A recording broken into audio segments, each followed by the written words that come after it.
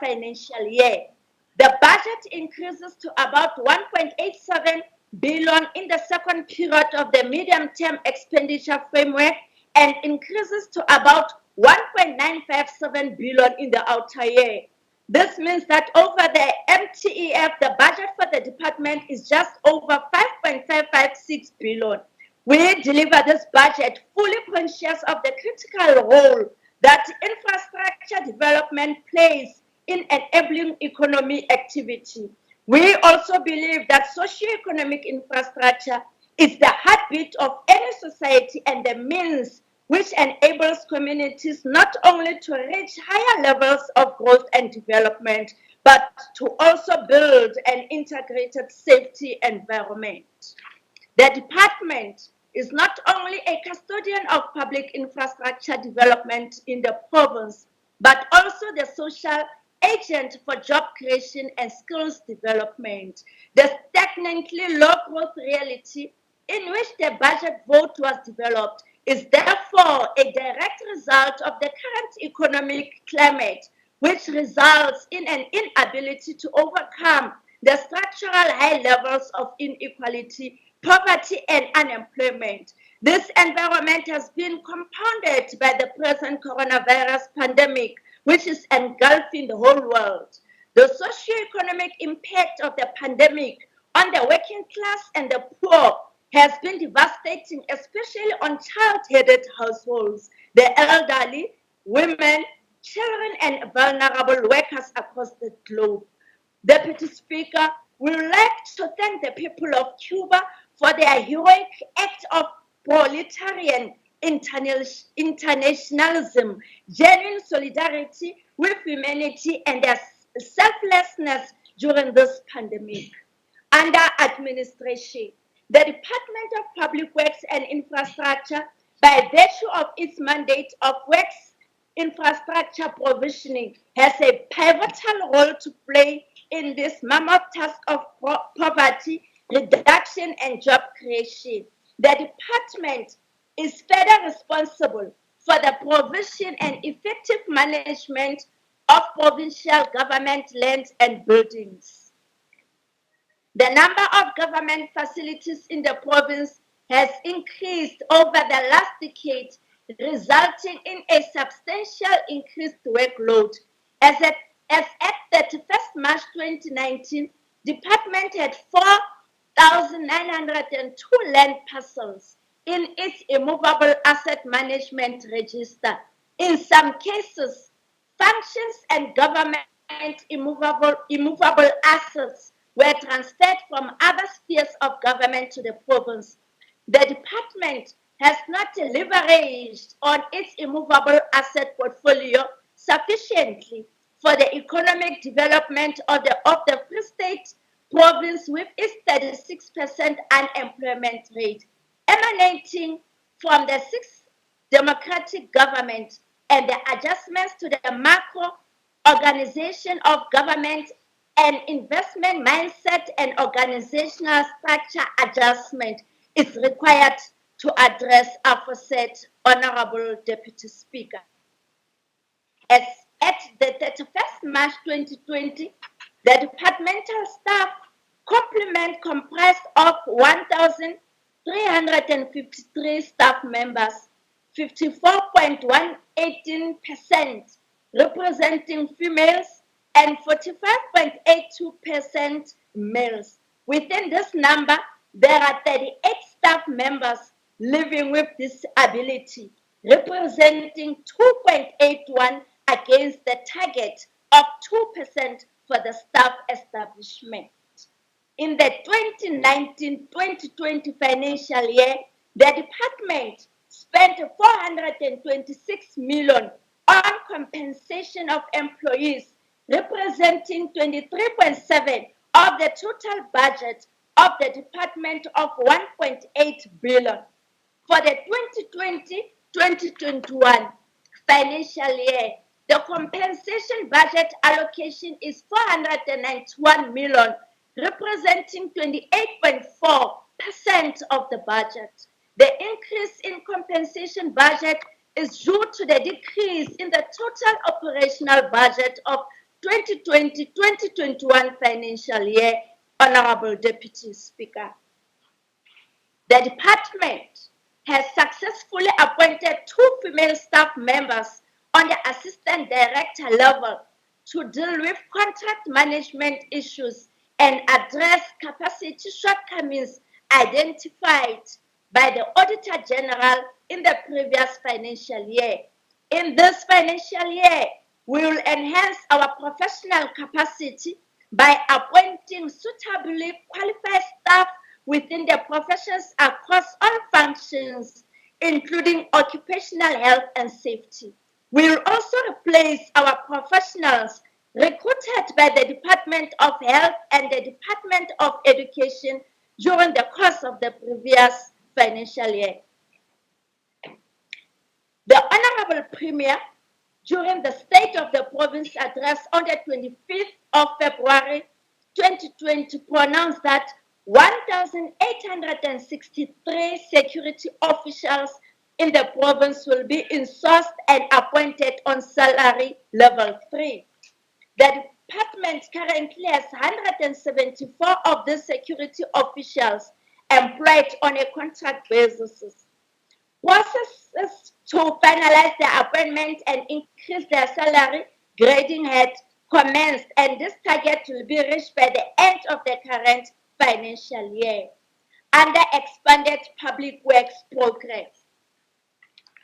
Through program 3, the department prioritizes the inclusion of youth, women, and people with disabilities while responding to the expanded public works program call of income relief to impoverished communities. Expanded public works program remains one of the income transfer mechanisms contributing towards the 7 priorities aimed at driving the National Development Plan. Taking into account the unemployment rate of 38.4%, Honorable Deputy Speaker, at the end of quarter 1, as per quarterly labor force survey released by Stats SA, the need for job creation for income support to sustain their livelihoods for vulnerable communities is massively increasing. This is supported by the latest International Labour Organization study on the impact of COVID-19 on the labor market, which revealed that the pandemic will globally have a devastating effect on workers in the informal economy. The objective of EPWP Phase 4 is to provide work opportunities and income support to poor and unemployed people through the labor-intensive delivery of public and community assets and services, thereby contributing towards elimination of poverty, reduction of inequality, and creation of employment. The department, Deputy Speaker, has over the past years successfully achieved its EPWP targets through implementation of various initiatives.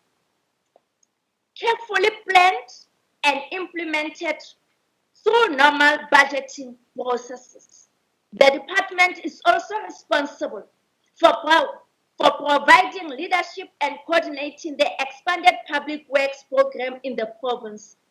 Various interventions are budgeted for by the department to alleviate poverty and reduce unemployment. This includes the following, Honorable Deputy Speaker: Cash for Waste, Community Work Program, Cleaning and Greening, Township Revitalization Program, Massification Projects, National Youth Service Program, and Contractor Development Program. The department, therefore, prides itself in leading by example while coordinating the EPWP across all spheres. During the 2019-2020 financial year, despite the continuous budget cuts due to Treasury's fiscal consolidation and prudent financial management strategies, the department, Deputy Speaker, was able to create 2,987 work opportunities against the target of 2,900 by the end of the financial year. Of these work opportunities achieved by the department, vulnerable groups benefited as follows: women 64%, youth 45%, and people with disability 1.5%, Deputy Speaker. The department was able to successfully coordinate creation and reporting of 65,052 work opportunities against the target of 52,000 in the province across all spheres of government. Of these work opportunities reported across all spheres in the province as at the end of financial year, vulnerable groups benefited as follows: women 70%, youth 44%, and people with disability 1%, as the impact of COVID-19 on jobs unfolds. The Free State, South Africa, and the entire globe prioritized the measures to respond to the impact of the pandemic on job losses in an effort to respond to the crisis of unemployment aligned to Agenda 2030 Sustainable Development Goals. The department will continue, Deputy Speaker, to contribute towards environmental cleanliness while at the same time creating employment in various towns. A budget of 27 million will be made available in the 2020-2021, targeting creation of about 1,690 work opportunities. The Township Revitalization Program, which is the EPWP infrastructure flagship program in the province, Deputy Speaker, was implemented and completed in 18 towns in the past financial year at a total amount of 66 million. These towns include Brandfort, Diversdorp, Excelsior, Frankfurt, Siame, Tuele, Tuespruit, Verkeerdevlei, and Wepener. Due to the budget constraints resulting from COVID-19 impact, the department has set aside 10.4 million to complete township revitalization program in the following towns: Island Ridge, Botshabelo, Odendal-Strees. And let me indicate to the House that Stainsels has just been completed, Deputy Speaker. While the President announced 6 priority areas through youth employment in his 2020 State of the Nation address, the Premier, through a 2020 State of the Province address, shared a detailed pragmatic youth development approach for the Free State Province. It was therefore not by default that the 2020 Free State of Province address was dedicated to youth. National Youth Service Program implemented by my department resonates well with the commitment made by both the Honorable President and Madam Premier. The department targets participation of 150 young people in the National Youth Service. A budget of 5.4 million has been set aside for this program. Out of the 150 participants, 25 will be ring-fenced for youth with disabilities. An additional budget of 5.8 million has been set aside for skills development for internal EPW projects. The skills development includes occupational health and safety aligned to COVID-19 to ensure that participants remain vigilant on workplace safety issues amplified by the pandemic while providing community services. The department, Deputy Speaker, will coordinate the creation and reporting of 54,000 work opportunities in the Free State Province across all spheres and sectors for this new financial year. Of all those work opportunities, the targeted vulnerable groups are as follows: 60% will be women, 55% thereof youth, and 2% again of people with disabilities. National Department of Public Works and Infrastructure has made available additional conditional EPWP grants as follows: 29 million for municipalities and 80.1 million for provincial departments. All eligible departments and municipalities must ensure compliance to the conditions of the grant and use the opportunity to expand job creation initiatives internally funded so that the province can start to realize the growth of this conditional grant, Deputy Speaker. Public Works and Infrastructure. The Department of Public Works and Infrastructure continues to help our communities at different municipalities with infrastructure maintenance. The macro organization of government, introduced by the Sixth Democratic Government and as outlined in PSCBC Resolution 1 of 2019, determines that infrastructure projects must forthwith be executed by the Department of Public Works. The IDMS function has already been transferred from National Treasury to the National Department of Public Works. It is expected that this reform will be cascaded down to the provincial departments in the near future, Deputy Speaker.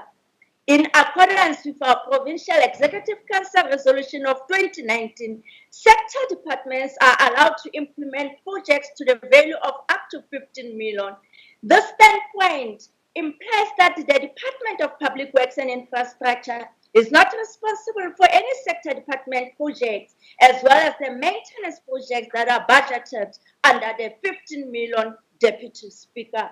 During the 2019-2020 financial year, we completed the renovation of Southern Community Hall and Sisintombela Orphanage. For 2020-2021, we'll be completing repairs and renovations to the Corpus Community Hall. The department has prioritized the refurbishment of Tusano, Sireletsong, and other buildings for use by the Free State government at a total budget of 27.9 million over the MTEF period, Deputy Speaker. This will reduce the expenditure on private rental of office space. Working together with our sector departments, the department has successfully completed the construction of the following projects in 2019-2020 financial year, and they are as follows: Grobstad, GM Polori School, Warden,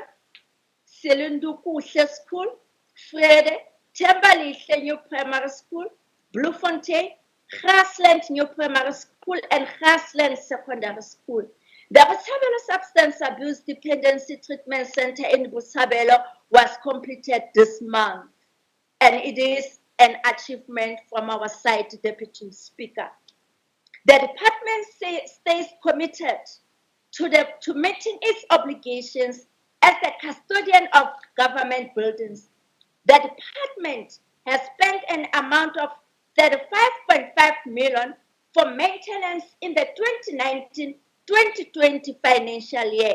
The 2020-2021 financial year started with a COVID pandemic, and the department was tasked with the responsibility of refurbishing, isolation, and quarantine sites. As a result, 2020-2021 maintenance budget has been increased to 110 million. This budget will also cover COVID-19 projects. The department has conducted conditional assessment of 9 resorts that were earmarked for use as quarantine sites. The following resorts were refurbished in the first quarter of this financial year, and they are as follow, Honorable Deputy Speaker: Sudore, Velem Pretorius, Sanfeld, Corpus Dam, Harib Dam, Tassanderefil, Starkfontein, Sequifley, and Philip Sanders.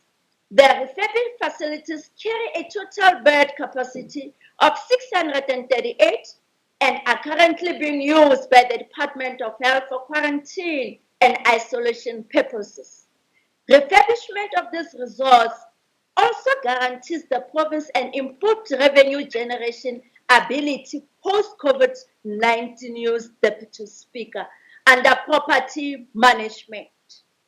Immovable asset register.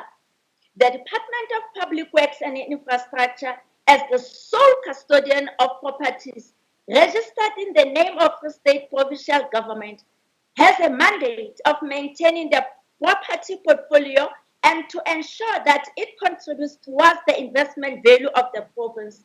The immovable asset register currently has a total number of 4,869 land parcels to a value of 11 billion. Honorable Premier, I am pleased to report that we have concluded the audit of our farms, as it has been your call even during your State of the Province address. We are now in a position to report on occupation and use of these farms. Together with the Department of Agriculture and Rural Development, we'll work on a plan that will be presented to the Provincial Executive Committee aimed at improving the utilization of farms and promote access by youth and women of the Free State to work the land.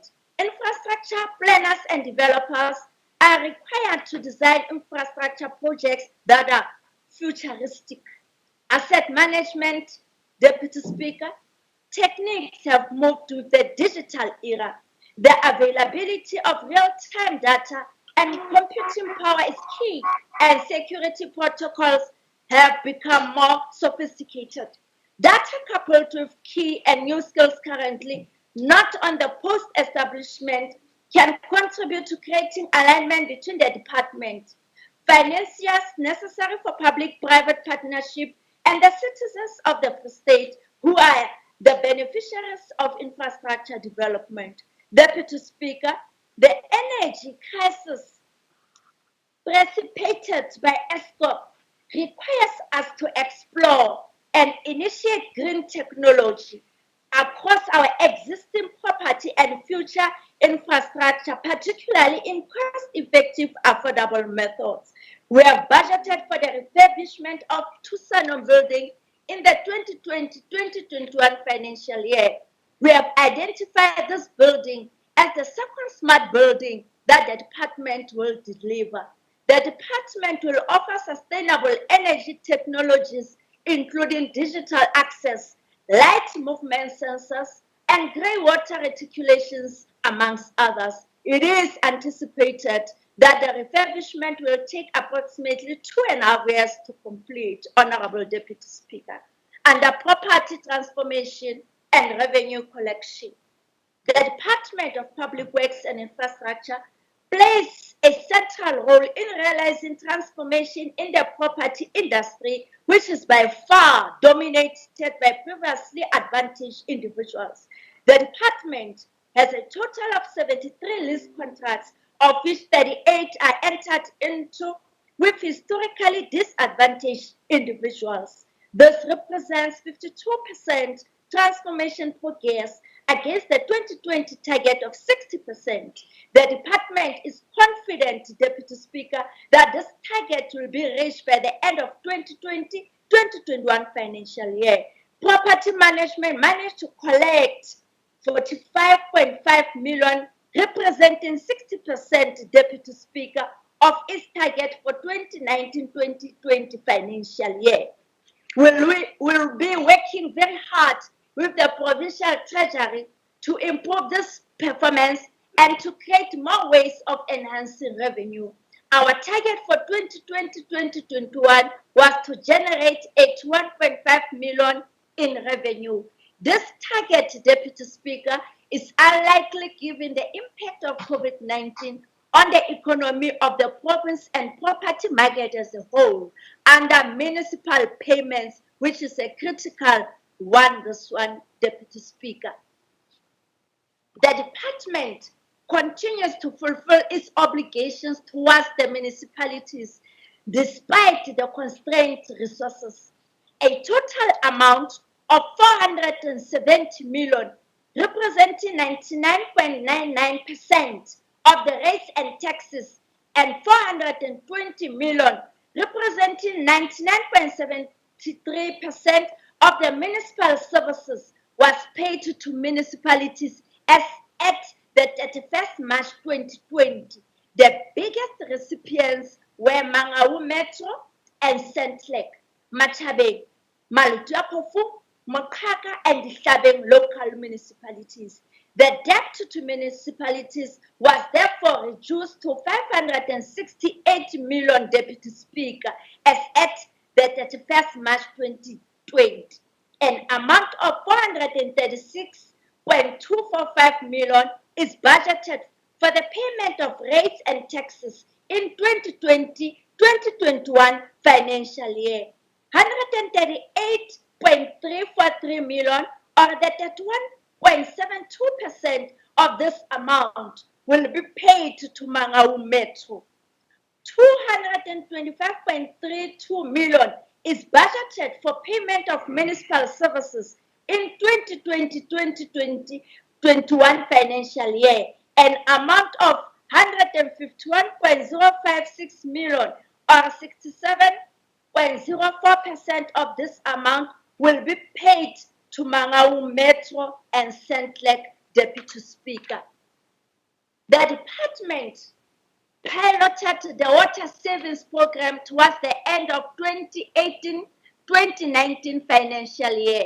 The program was piloted at the psychiatric hospital, focusing on the reduction of the water losses and improvement of billing. This pilot program has created a saving of 12.3 million in this facility alone over a period of 18 months, Deputy Speaker, with an average saving of 683,000 per month on the water account.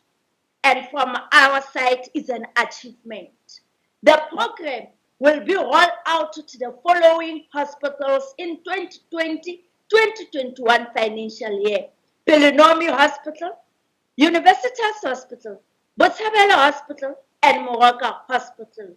In conclusion, Deputy Speaker, we are ready as a department to ensure that we deliver on our mandate with the available limited resources on time and of the required standard, Deputy Speaker. We also promise to work tirelessly and work with full cooperation of our client departments to ensure a full realization of this mandate. To our chairperson of the Portfolio Committee, Honorable Sarah Muleleki, and all committee members of the Portfolio Committee on Public Works and Infrastructure, Roads and Transport and Human Settlement, thank you for your support and guidance in pursuance of your oversight role. May I also take this opportunity to extend my profound gratitude to members of the Executive Council for their support and guidance. Allow me once again, Deputy Speaker, to thank the staff of the Department of Public Works and Infrastructure under the leadership of the acting head of department, Mr. Ernest Musasho, and all staff members for their hard work and dedication to the cause of our department. My special thanks to the Honorable Premier Sisintombela, who has given us the responsibility of a department that is charged with the delivery of socio-economic infrastructure and job creation in the province. I wish to thank my beloved Liberation Movement, African National Congress, for their continued understanding and unwavering support. Thank you, Deputy Speaker. I thank you. Thank you very much. Honorable MEC Koloi. Let me then give over to the chairperson of the Portfolio Committee, Honorable Sarah Muleleki. Ms. Sarah, you may address the House for 10 minutes.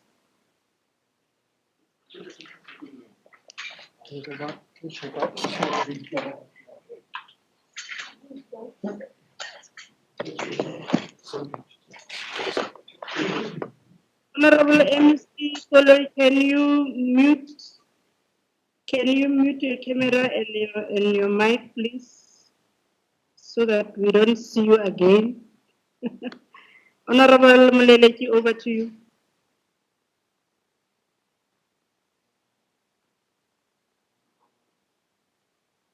Mesara.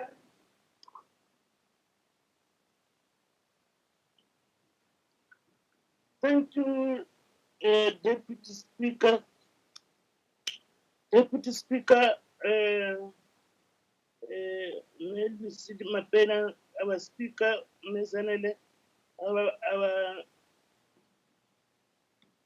State Province, Honorable Sefura, Dembele, the Premier, members of the Executive Council, together with the HOGs, executive mayors, and municipal managers, traditional leaders, members of the provincial state legislature, listeners and viewers. Dumela.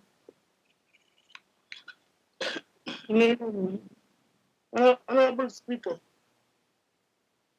considering the magnitude and severity of the COVID-19 outbreak declared by the World Health Organization and classified as a national disaster by the head of the National Disaster Management Center, the Minister of Corporate Governance and Traditional Affairs, as designated under Section 3 of the Disaster Management Act 2002, Act number 57 of 2002, in terms of Section 27 1 of the Act, hereby declare a national state of disaster having recognizes that special circumstances exist to warrant the declaration of national state of disaster, and Section 27(2) of the Act may require to make a recognition, regulations, or issue directions, authorize the issue of directions concerning the matters listed therein, only to be extended that it is necessary for the purpose. Honorable Speaker, choices between various alternatives policies have led to different trade-offs between what the arguable and inadequate goods such as survival, mental health, social connection, and economical growth. It has seemed difficult or possible to weight these numerous factors, yet policy decisions must be made with countless implications for society in the early stages of the pandemic, and when information was limited, a cautious approach was arguably most appropriate. Uh, as further information becomes available, it becomes possible to make better information decision. However, the inherent challenges involved in the very real and very difficult trade-offs remain. We have indeed lost the loss of lives during this crucial time, yet we don't just see number, but the lives lost because behind those numbers. May their soul rest in eternal peace. Honorable Speaker, the responses to the 2030 governmental government trajectory, the National Development Plan (NDP) and South Africa blueprint for eliminating poverty and reducing inequality by 2030 acknowledge that the fundamental reshaping of the apartheid special form may take decades, but direct that South Africa should strive for a meaningful progress in creating employment. Honorable Deputy Speaker, the Department of Public Works and Infrastructure is successfully transforming the property industry with the need of improve the patterns of ownership. As the custodian of government property in the province, the department is utilizing a credible assets register that involves goods practices and due diligence. The department plays a central and decisive role in realizing transformation in the property industry, which is dominating by the previous advantage individuals. This list portfolio is sitting at 39%, which is black ownership, and 61%, which is white ownership. There are still opportunities to transform the status quo within this key sector that will contribute to the adage that the people shall share in the country's wealth.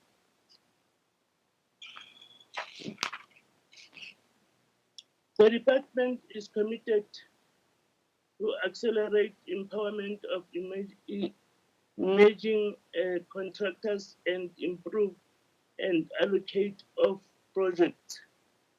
Honorable Deputy Speaker, allow me in my diligence to engage the Department of Public Works on the outstanding progress and capability they have shown, proving once again what is meant by referring to goods governance. It is so secret that unemployment has remained stubbornly high. However, the Department of Public Works has ensures facilitation of the development and empowerment of impoverished communities through initiatives such as car wash and cleaning of greening community of works program.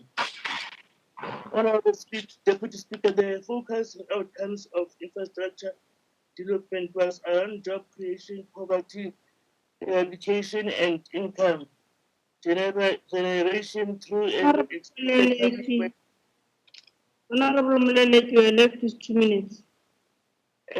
program approach using labor-intensive method of consideration development and maintenance.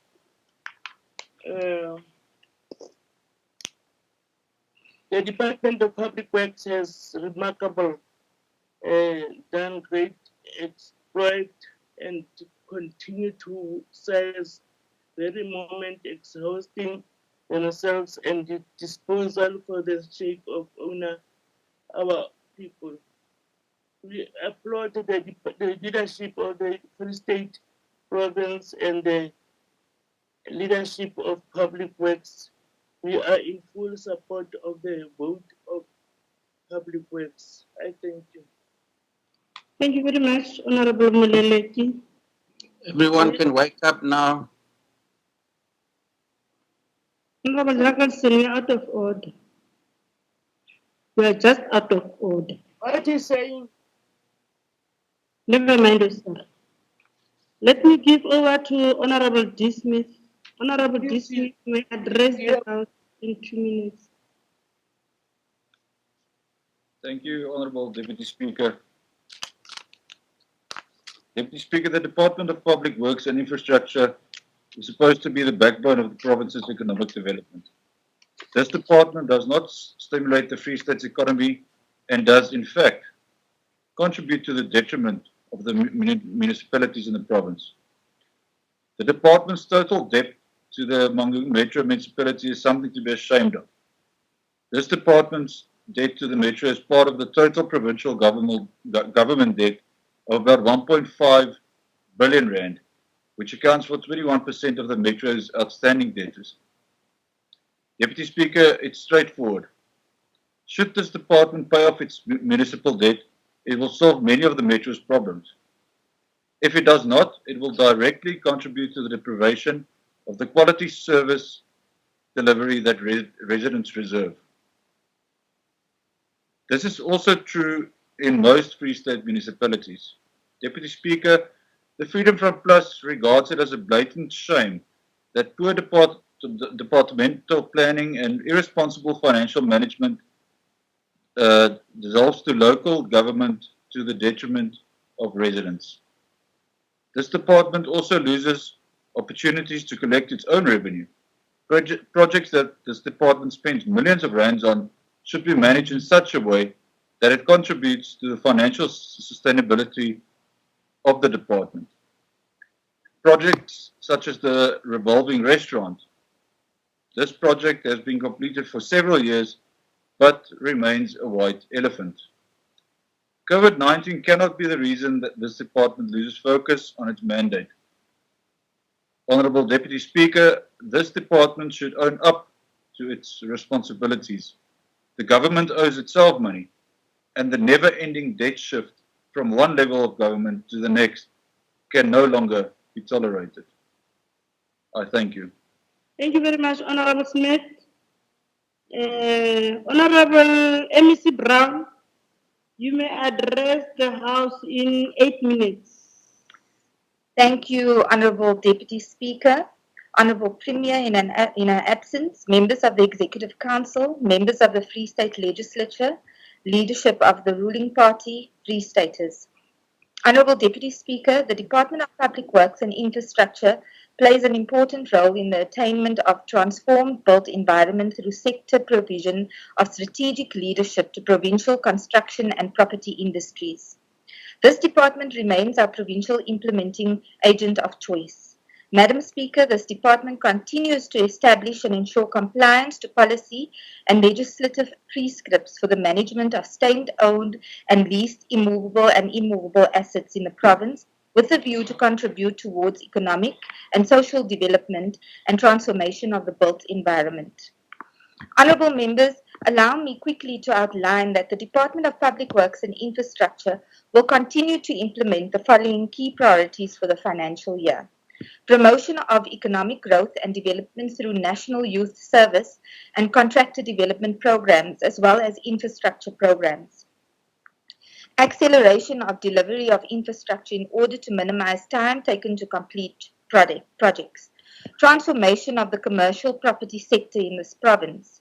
And Honourable Deputy Speaker, traditional commercial property owners continue to enjoy rental income from government with no expenses or very little expenses attached to loans or to the bank, while during our empowerment process, which the ANC ensures Africans, black in particular, have access to own commercial property, still have to pay off 15-year commercial loans, including interest and maintenance of those buildings.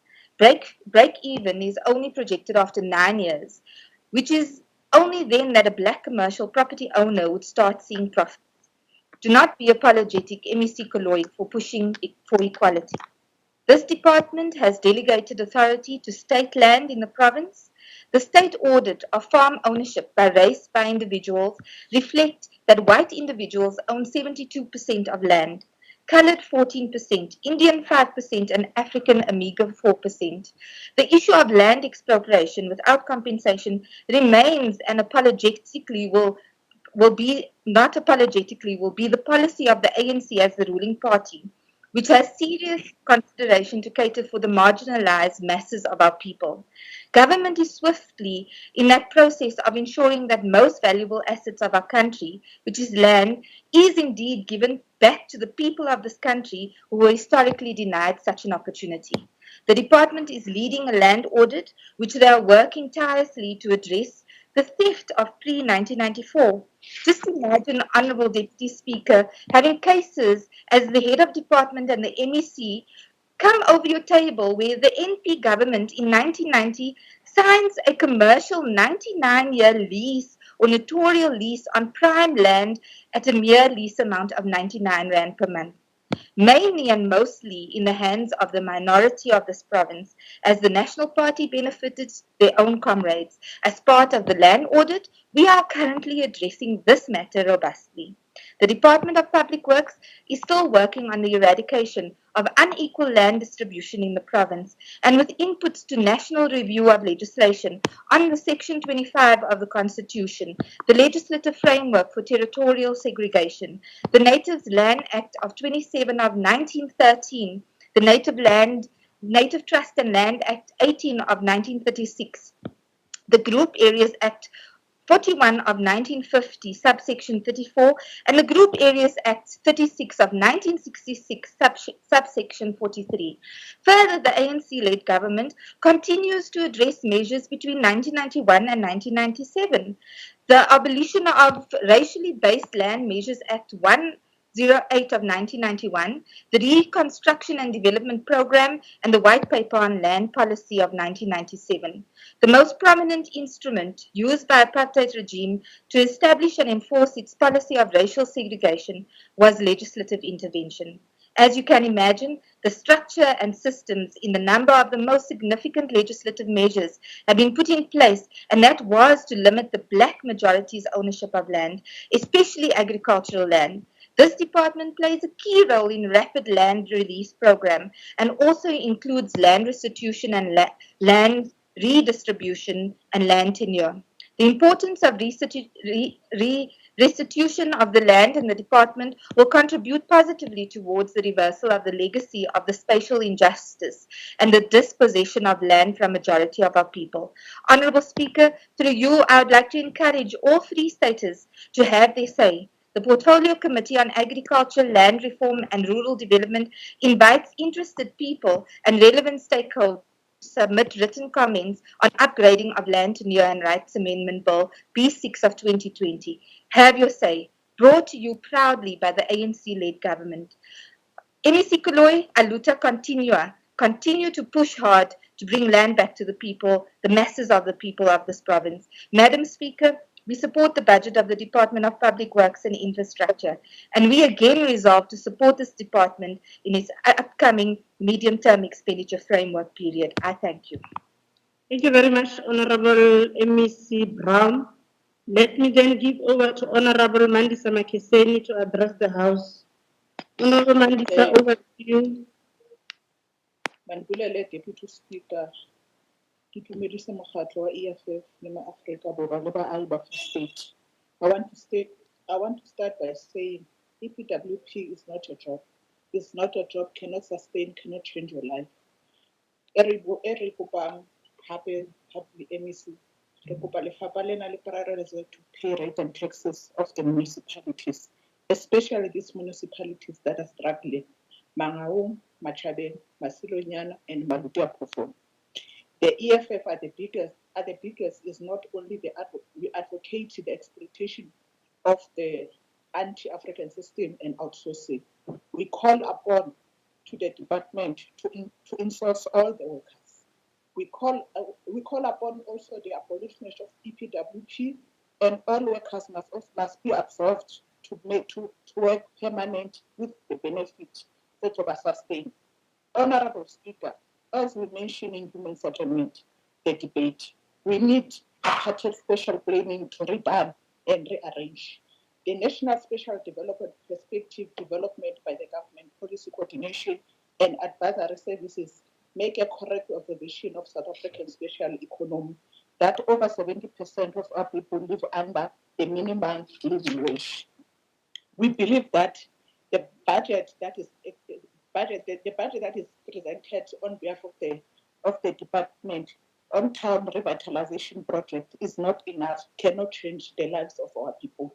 So we need more budget on this on that town revitalization, so that our people ba kgone ho change maphelo a bona. Ke re tlohela di-township tsena tsa makgowa, re ye mane dinaweng, re ye mane Phumbanqashi, ke bona batho ba hlokang disebeletso. Speaker, the public works is overburdened with having maintenance of the asset of the building. Each and every department has line in item of maintaining, and they are budgeted to do that. Let's give the department at least 64 million that is spent for renovation. Money got GTI 64 million. Ya Felix Sanders. Ne tlameha ba sebedise tjhelete ya bona, ba se ba sebedisa tjhelete ya public works, so that public works e kgone ho maintain the buildings tsa bona. Again, Speaker, Deputy Speaker, we are saying states need to be made tender building capacity to state-owned companies is not going to assist us to get rid of. It's going to assist us to get rid of this tendering process because had it benefited Batfaboron. Speaker, we cannot emphasize enough as EFF how much we hate the tendering system. It is breaking the ground of looting and self-enrichment from the ANC officials and the friends. We demand all provincial departments be based in the government building to avoid this unnecessary renting because Linality building, Haligat maintainer, rent. The Auditor General expressed a concern over the department that had serious overdraft of almost 3 million and other financial health concern in relation to outsourcing payable of 437 million. Deputy Speaker, we cannot express enough how much we need expropriation of land without compensation. The state has to be a custodian of the land. We are not fully happy with the land parcels and the distribution of thereof. We express our discomfort with the conveyance and appointment of them yesterday. Again, we are raising it. We demand that the distribution must be done in a manner that will benefit all the youth, women in particular of the province. Speaker, re tsebo etsa etseng ka di-sanitizer tse shetseng ntlong e nngwe ya department. Di-sanitizer di a tlameha di dule matlong a di-MEC so that we avoid dintho tsena tsa hore ha di futhumala di tjhesa matlo a batho. A lefapha, now lefapha tlameha le kgutlele morao le lo lokisa hape.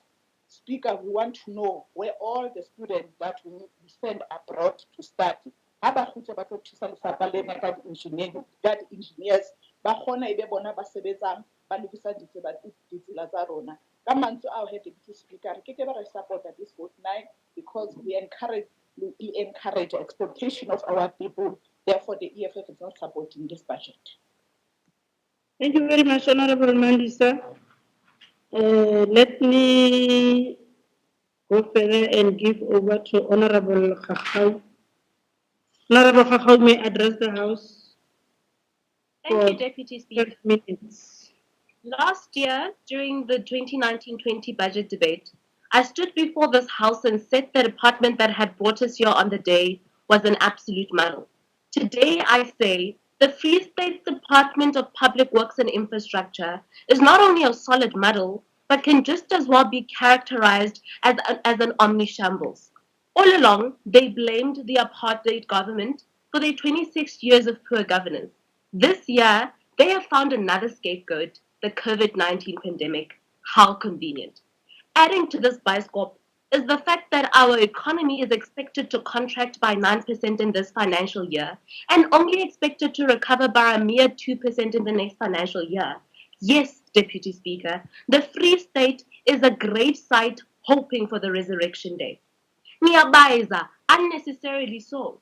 Ho hlabisa dihlong ho ema ha mmoho le setjhaba ka hare ho meaho ya setjhaba. O mametse ka mokgwa o baahi ba hlokang mantswe a monate ka teng ho latela mokgwa o Honorable Deputy Speaker, the custodian asset management plan that the department is meant to implement to deal with the backlog of maintenance of government buildings was an unfunded mandate in the 2019 financial year of the department, was still the case in the 2019-20 financial year, and remains the case in the 2020-21 financial year. How, then, is the department supposed to improve the clearly laughable quality of public buildings? How is this supposed to happen when compounded by the fact that the program Public Works Infrastructure has inadequate technical skills to perform all conditional assessments? Let me tell you how. The department is simply incapable to do so under the current leadership. Deputy Speaker, What I also stood before this House and reminded the House of was the devastating debt owed to municipalities. This debt today amounts to over an ever accumulating 300 million rand. This clearly contributes to problems of revenue collection in municipalities, and one would imagine that the provincial government would concern itself with setting a sober example to residents on how to pay municipal accounts. Have things changed? No. Why? Because the department lacks the leadership and technical capacity to turn the situation around. Why? Because, Deputy Speaker, because incompetence is the ANC's alma mater. Today, I again sit here and remind you that municipalities in this province remain at the top of poor performing municipalities in the entire country. Why? Well, apart from the fact that they are ANC run municipalities, this department continues to fail its debt to municipalities. Even the department does not care that this directly impedes on municipalities' ability to execute its core function of service delivery to the people, or exactly that. Either way, this department needs a rehabilitation, or it will continue to entangle itself in a downward spiral. Deputy Speaker, while the governing party enjoys fixating the reason why this province is in such a mess to colonialism and the apartheid era, I sit here as a black woman who came into this world in an ANC post 94 dispensation. I sit here and I say, while our people undeniably continue to reap the devastating results of the apartheid and colonial system, the governing party has failed to put the very same people first and eradicate the clutter they so comfortably use as their flight truck. In fact, they have created even bigger chaos. Yes, Deputy Speaker, they religiously destroy and limit the lives of our people. And remember this, what is more disgusting than any oppressive regime is a liberation movement that forgets about its people once it assumes power and continues to dance on the pain and hopes of the very same people who bled and died for their power. Honorable Kakao, can you pause a The minute? point of order. Honorable Meko, what is your point of order? No, the Speaker, Honorable Khachau must not mislead the people of Free State and South Africa. It is not true that she has benefited from colonialism and apartheid, in as much as he's a member of a political party that defends that history. But equally, he was a victim, same way as his What is parents point of and his order, people. Mr. So Speaker? it is wrong. Because there is It is no wrong point to of order. insinuate Honorable that, Nek was Speaker. wasting our time. He must sit down. She must What is withdraw. point of order, Madam Speaker? Honorable Fanfiren, I'm giving you the point of order. You are putting another point of order on top on the point of order. Is it parliamentary? Mel, Is it parliamentary, Honorable Fanfiren? Definitely not parliamentary for the member to make a speech while he tried to make a point of order, Madam Speaker. Honorable Kakao, continue. Speaker, I'm going to say this again because clearly it hurts. Remember this. What is more disgusting than an oppressive regime is a liberation movement that forgets about its people once it assumes power and dances on the pain and hopes of the very same people who bled and died for their power. Heads of departments and MECs are sent from promotion to promotion and actively escape corruption cases faithfully.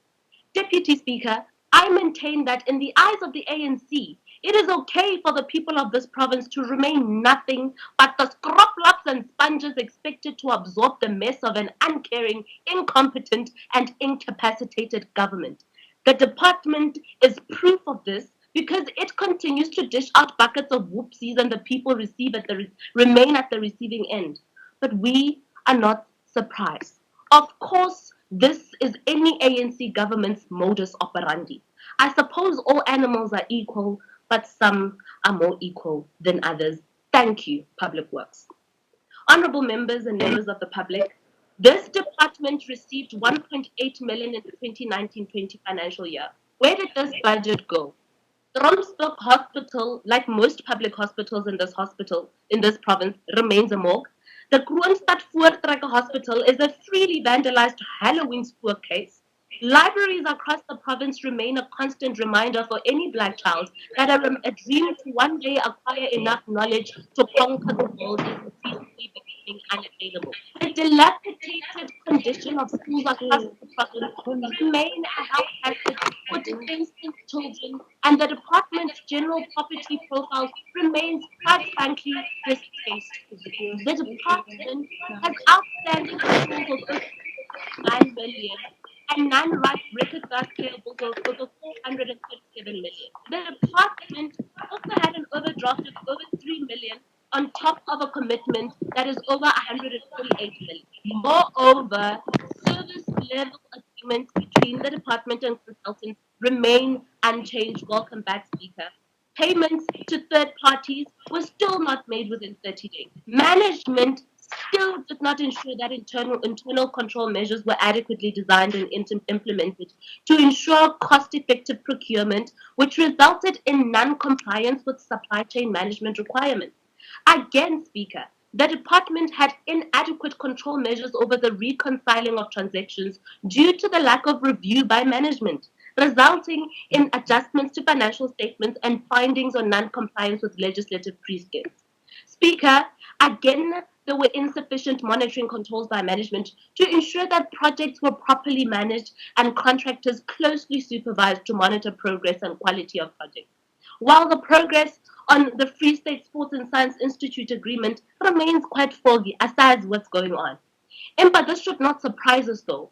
Goba Ramkrale remains a fenceless, dark and run-down historical building where amounts that could be as large as 120 million have been spent with little to nothing to show for it. This time around, the department will receive 1.7 billion in the 2020 financial year. What will the department do with this budget? Speaker, the department will do 11 things in counting, namely, 1. The department will fail to construct, maintain, and upgrade sustainable social and economic infrastructure. 2. The department will once more try to successfully roll out its own township revitalization plan. 3. The department will nosedive at developing and sustaining small and emerging contractors. 4. The department will collapse every opportunity to successfully and sustainably empower targeted groups which are meant to include young people, female-bodied beings, and differently abled beings. 5. The department will fall short of accelerating infrastructure delivery. 6. The department will not succeed in its duty to transform the provincial construction industry with the primary aim of making it suitable for the fourth industrial revolution. Number 7, the department will flop at attaining its own government's broad socio-economic objective of the property incubator program. 8, Speaker, the department will fail to effectively manage rental payments. 9, the department will botch its responsibility to effectively implement the Immovable Asset Management Act. Number 10, the department will not revitalize the provincial property portfolio. And 11, but not least, the department will bomb its chances at ensuring that its buildings comply with the occupational health and safety requirements. How do I know this? I know this because they failed to do so with the previous budget. And the current budget is simply not enough for the department to run effectively. With a 79 million adjustment loss, and the fact that the leadership of this department remains fundamentally unchanged, the department has basically been funded for failure. The Democratic Alliance outlined the possibility of these failures last year, and the department did not prove us wrong. So we dare the MEC to please prove us wrong this time round. If not for the integrity of the department, if not for yourselves, then at least for the people of this province who so desperately depend on you for a chance at a better life. Deputy Speaker, we heard MEC Mashinini's meaningless sermon on the plague of gender-based violence. Yet his department has budgeted 0 rands for rape kits, while not even 15% of police stations in this province have rape kits. So we ask, Deputy Speaker, that MEC Koloi refrains from this kind of disingenuous culture. If MEC Koloi is going to make promises, then don't be like MEC Mashinin. Then you should at least have the decency to keep them. Deputy Speaker, Kialebo. Thank you, Honorable Member. Let me then go over and give over to Honorable Khadeb. Honorable Khadeb, you may address the House for 20 minutes.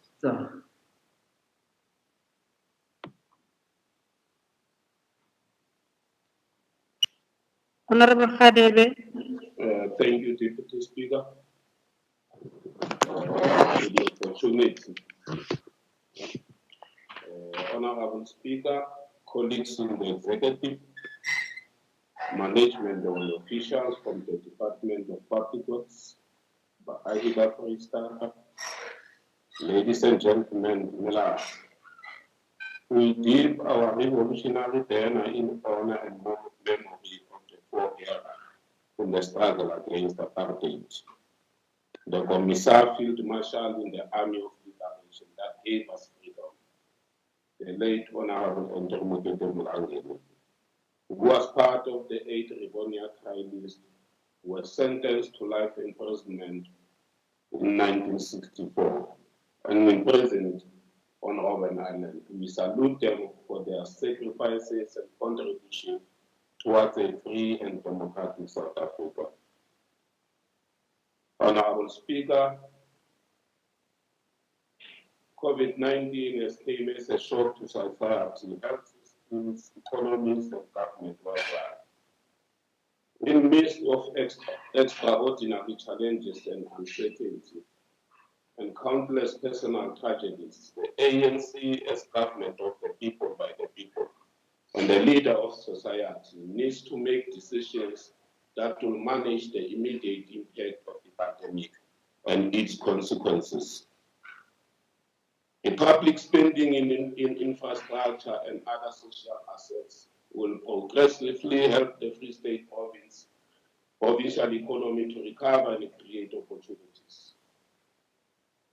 Honorable Deputy Speaker, the ANC retains the upper hand precisely because this movement is prepared to listen to the people in order to be able to provide for their needs.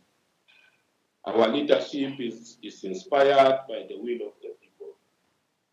True to the character as espoused in our national democratic revolution, we shall overcome this pandemic like we overcame many hurdles in the past.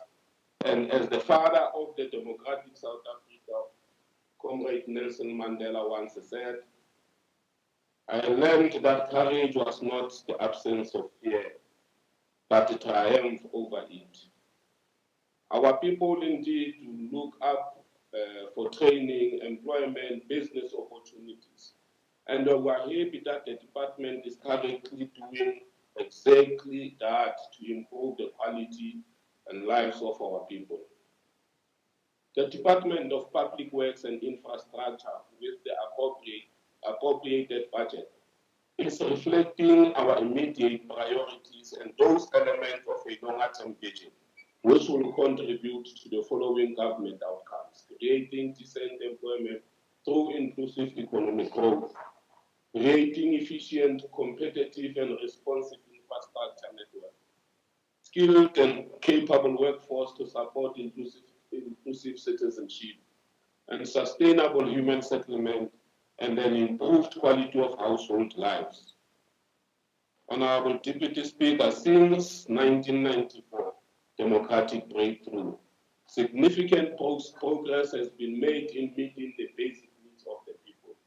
This progress has found practical expression in among others, increased protection of workers, the expansion of the black middle strata, the extension of social security net, and the expanded provision of social economic infrastructure.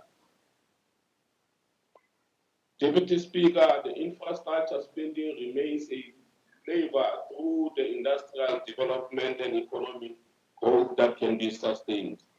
We welcome the working together with our sector department.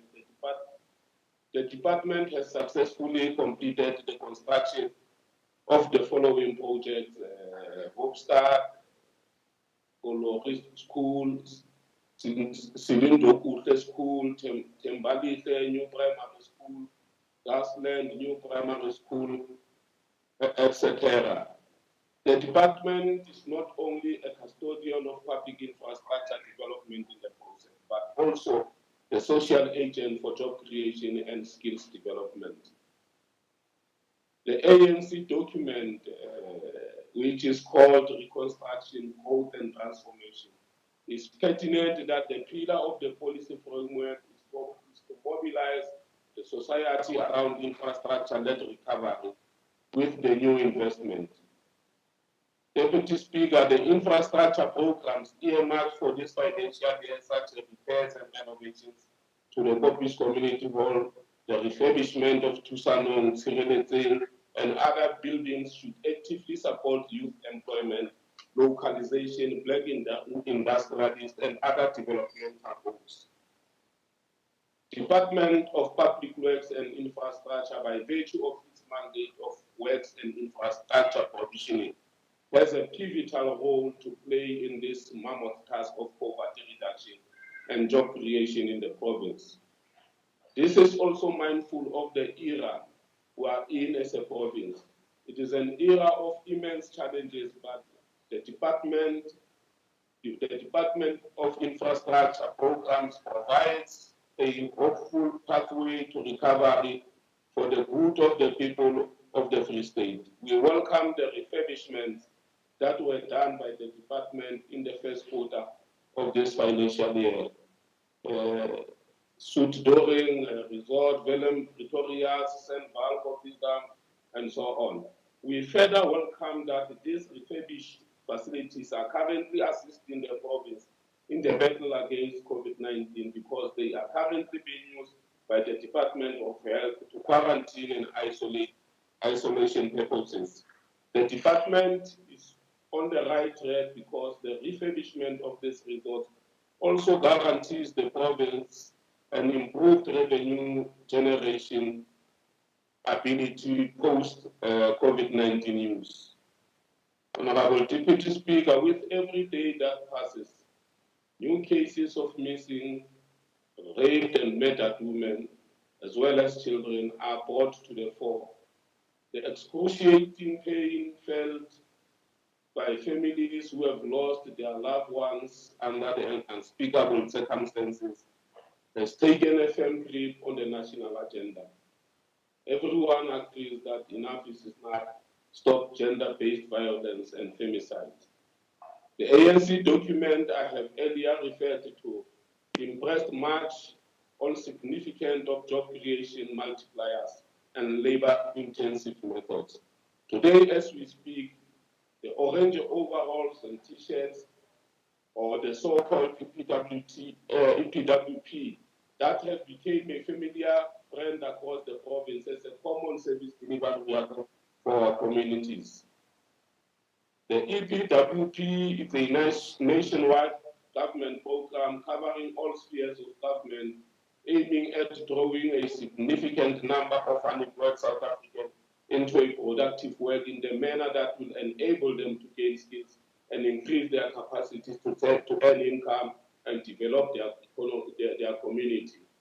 This does not serve only as a poverty alleviation program, rather an economic safety net which helps government to invest in human capital and serve as a source of steadily improving the standard of living. The Department of Public Works and Infrastructure is responsible for providing leadership and coordinating the expanded public works program in the province. And the department has, over the past years, successfully achieved its EPWP targets through programs which includes Cash for Waste, Community Work Program, Cleaning and Greening Township Revitalization Program, Massification Program, and so on. Honorable Speaker, we applaud, Deputy Speaker, we applaud the seriousness of the department with the Township Revitalization Program, which is the EPW infrastructure flagship program in the province.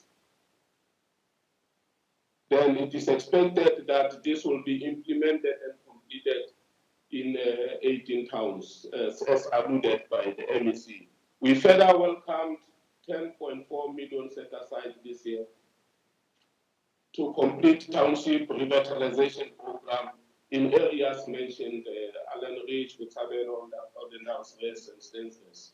The department should develop and maintain a strategy to run this program in a coordinated way that looks at the whole value chain and support local business in those townships. We welcome the department's commitment to increase the number of property lease contracts it has with historically disadvantaged individuals to 60% of the overall leases it has with the property owners. Furthermore, we acknowledge that there is a demand for accommodation, and particularly for office space, always exceeds the capacity of government-owned properties. Henceforth, we encourage the department to increase the number of government-owned buildings by building additional offices, especially public service centers within the communities.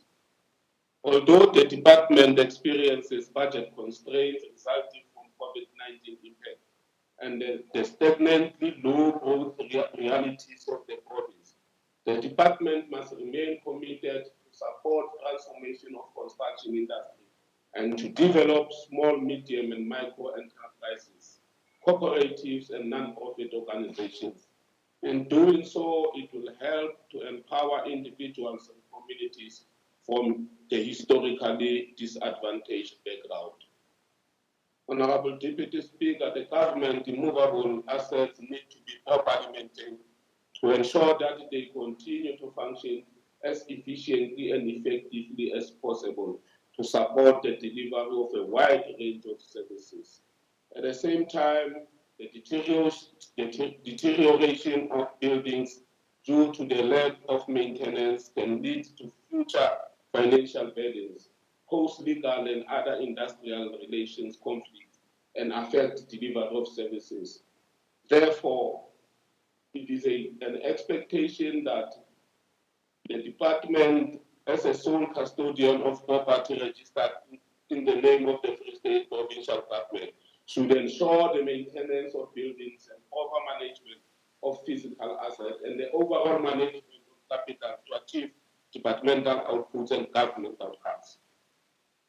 Honorable Speaker, the budget of the department presented today reflects the policy focus of national and provincial government as a whole, as outlined concisely in both the State of the Nation Address of 2020 and the State of the Province Address this year, and shows the political courage and resolve by the MEC to drive the massive task of public works and infrastructure in the province. In the spirit of Mendy's poem, under the circumstances we're going through, I quote, we'll put our sleeves up, we'll crown, stand, and finally we'll walk again to continue to give amazing color to the world in which we live. Honorable members, let's move in concert to make Free State a destination of choice through proper public works and infrastructure network. Honorable Deputy Speaker, thank you. Thank you very much, Honorable Kharebe. Let me then give over to Honorable MEC Koloi to close the debate. Honorable MEC, over to you.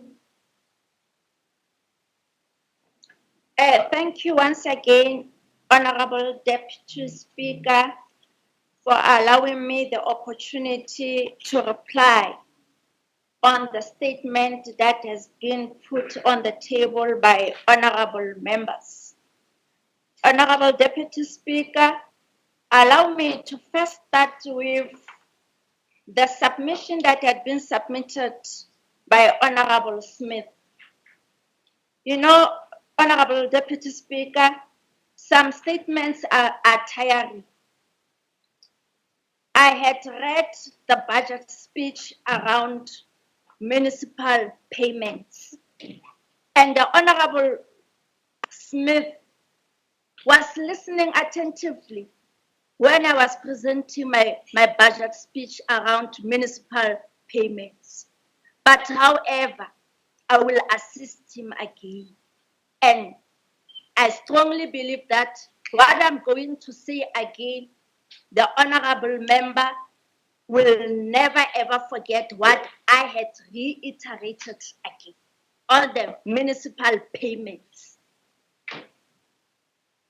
Deputy Speaker, I indicated that especially or in particular around Mangaung Metro. Mangaung, from the budget that we had budgeted for, around rates and taxes for 436.245 million. It means the department is going to spend 138 million to Mangaung only, of which it will be 31%.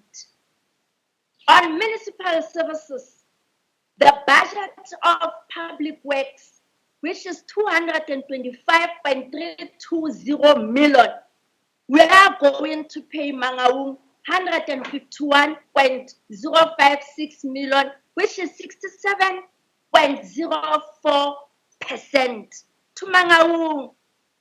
And furthermore, I had indicated that the budget that we had budgeted for as the public works around municipal payments, we spent the entire 100%.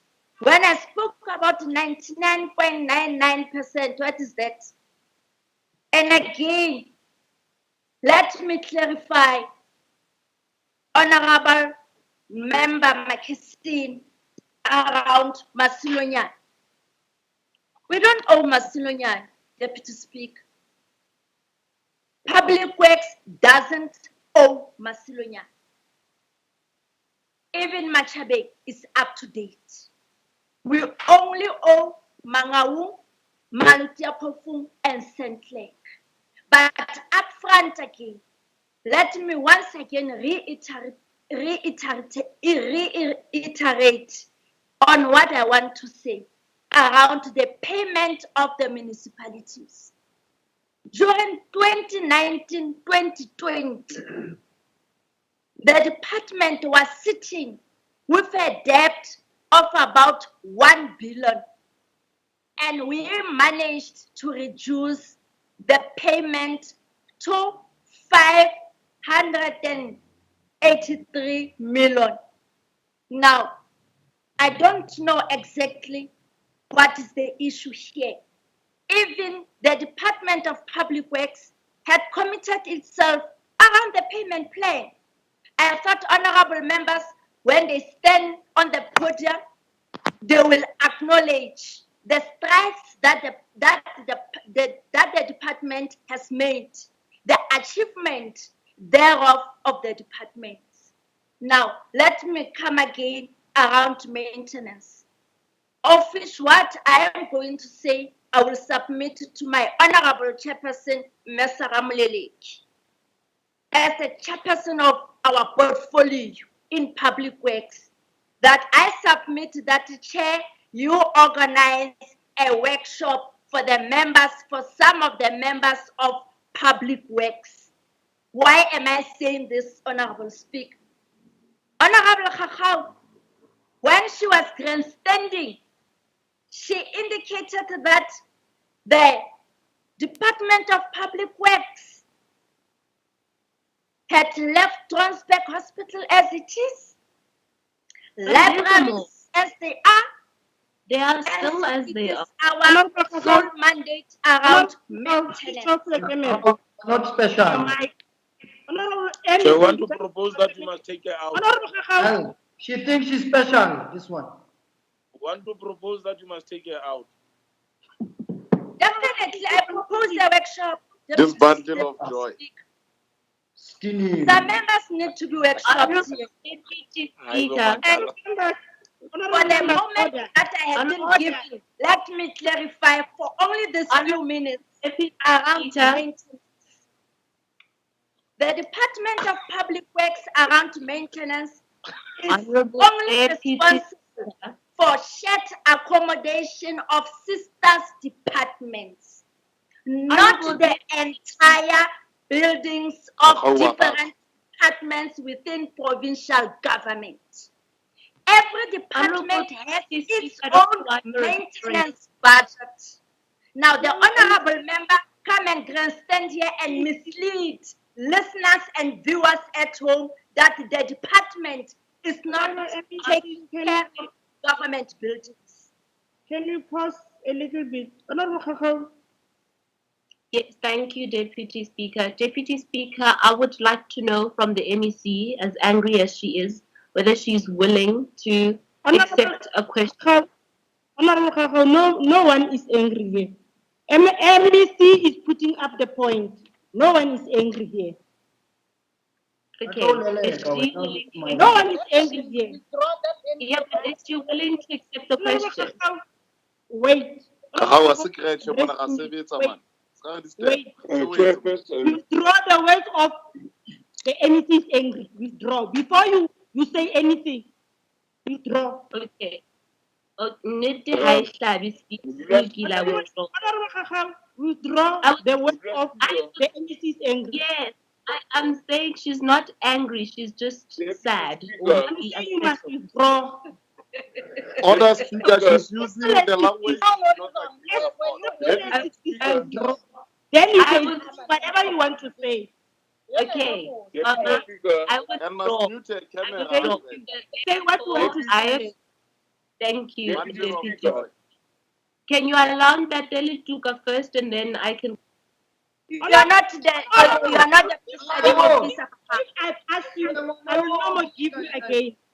I said Okay, you must withdraw and put up your point. That's what I said. Yes. Do not call her cupcake. Do not call her cupcake. I'm therefore asking. Deputy Speaker. I'm therefore asking the How must Speaker lower her hand there? to the EC whether to man, these people are just to me. I'm saying I'm asking through you to the MEC to find out whether she kindly is willing to engage a young person through a question. Thank you. MEC. Only those that respect older people.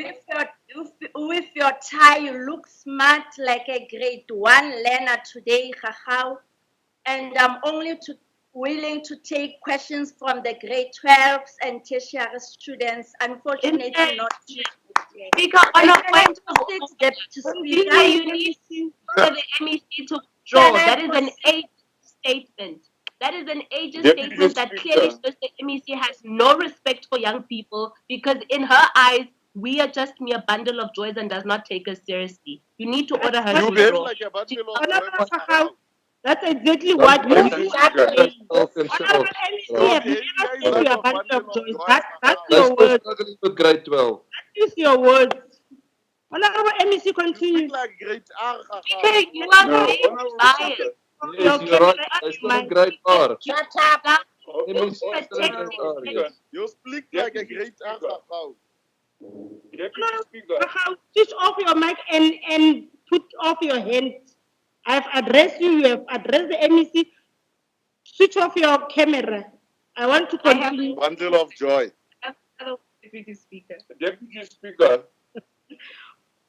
Honorable Khakhao. Honorable Lituka. Deputy Speaker. Honorable Lituka. Yes. Okay, thank you very much, Deputy Speaker. You know, it is worrisome for a house like this to be reduced now to a kindergarten. When you listen to even comments that are coming from members at the back, those comments they are making are not palatable. They are reducing this. I don't know whether even a Stockfell, I think, is run much better. Please do ask those people. Honorable Chair, Honorable Deputy. We cannot allow this house to be reduced to a playground like this. Please, Deputy Speaker, I thank you. Raising on a point of order. I'm listening to the person who's on the podium. Everybody who's saying anything at the side, I cannot guarantee that I've heard that. Honorable MEC Chirikoloi, continue. MEC, thank you very much. Thank you, Honorable Deputy Speaker. I think I had made my point, but I will then proceed with other Honorable Deputy Speaker, on a points point that of order. one. Deputy Speaker, if I may, on a point of order, please address you. Let me see, just a minute. Honorable Kakao, what is the point of order? Honorable Speaker, MEC is smiling because she knows why I'm rising. Honorable MEC regarded to me as a grade 1 child. She says I look like a grade 1 child. Can you ask her to withdraw? Can you ask her to withdraw? Because that is unparliamentary. And to withdraw that But I you look behave like a like a grade 1. bundle of joy, Mus. You see, also Honorable Maga's bundle of joy. You want MEC to withdraw what? That I look like a grade 1 child. I am not a grade 1 child. I don't look like a grade 1 child. That is degrading. It is ageist. It's funny to some because for young people are not taken seriously in this house. Well, even you're smiling, Deputy Speaker. Me, I don't look like a grade 1 child. You are a bundle of joy. I think it's high time. Let me leave it. Let me leave it. Honorable MEC, continue. Ask her to withdraw. Is it an insult? Kick up. It is, Deputy Speaker. I never said Lerato, she is a grade 1. I never said she is a grade 1. Can you therefore allow me to proceed? Honorable Speaker, let me report to the House that there is progress that has been made by the Department of Public Works with regard to infrastructure. One will again focus on infrastructure projects like the clinics that are supposed to be built. And I think it is quite imperative for one standing here to put our listeners and viewers at ease, to have an understanding around the progress that has been made by the Department of Public Works around clinics. Speaker, there are few clinics that are supposed to kickstart where the department has finalized its preliminary designs and Department of National Health had approved our preliminary designs so that we can proceed with the final designs. And the following clinics, Deputy Speaker, are as follows. That is Bopilon Clinic in Kronstadt, because our residents had been asking about Bopilon Clinic, what is going to happen. It means we are going to finalize the final designs of Bopilon Clinic. Tandanani Clinic, Deputy Speaker, Readers Park, because this one again, it was a call for concern from our communities with Readers Park Clinic, including the MEC of Health, Mewaruna Memwensensi, including in Tabazo Clinic, my chief whip, Ntatevo Chabala. It means there is a progress around these clinics. And Deputy Speaker, furthermore, you are left with 2 minutes to wrap up. Furthermore, Deputy Speaker, I think it's important again to report to the people of Kwakwa around Charles Mopedi Stadium that the Department of Public Works is now in the first phase of upgrading Charles Mopedi Stadium, of which we are busy with the packing and paving around the stadium. And again, Deputy Speaker, let me also indicate and acknowledge the Honorable Premier around the land trust team that she had established, because one of the members was talking about economic development of the state, that the land trust team had been established, and I had indicated the land parcels that the department has in place. It means during this current financial year, 2020-2021, will be in a position to dispose such land parcels, and this will assist the poorest of the poor around job creation and poverty alleviation, Deputy Speaker. Furthermore, Deputy Speaker, let me indicate to the House again the strides that the department had made with regard to the schools within the province.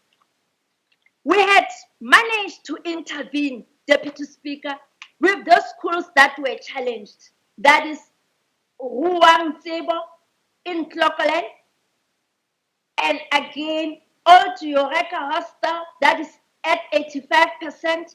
Mata School, admin block, again, it is now progressive. And Wayfontein School, Honorable Deputy Speaker.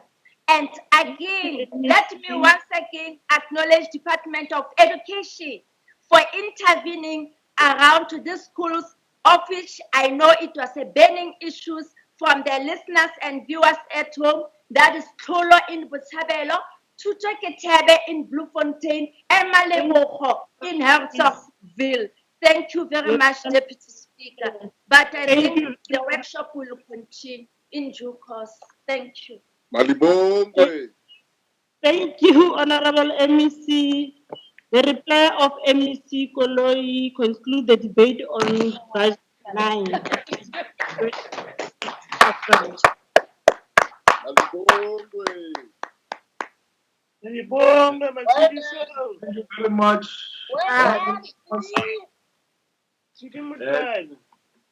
Let me give the MEC, acting MEC Sam Mashinini, 2 minutes to prepare himself to adjust to the podium after the necessary sanitation has been done on the podium.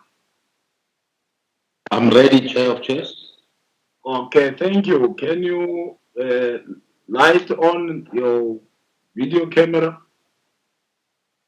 Thank you very much. The Secretary shall read that Machaga, can you take us through?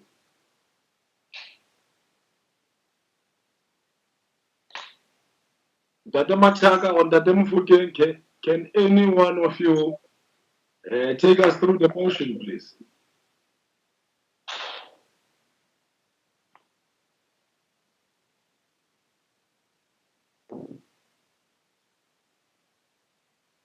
Just a minute, Date Machinini.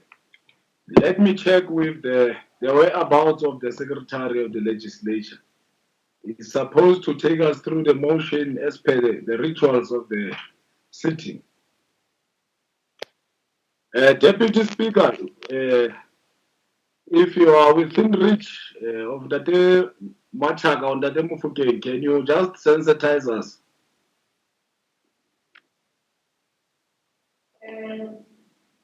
Dr. Machaga is chairs. He thought you heard him. He's reading. Maybe there is a technical problem. He's fixing it. Okay, now we'll wait because it is not audible from where I'm sitting.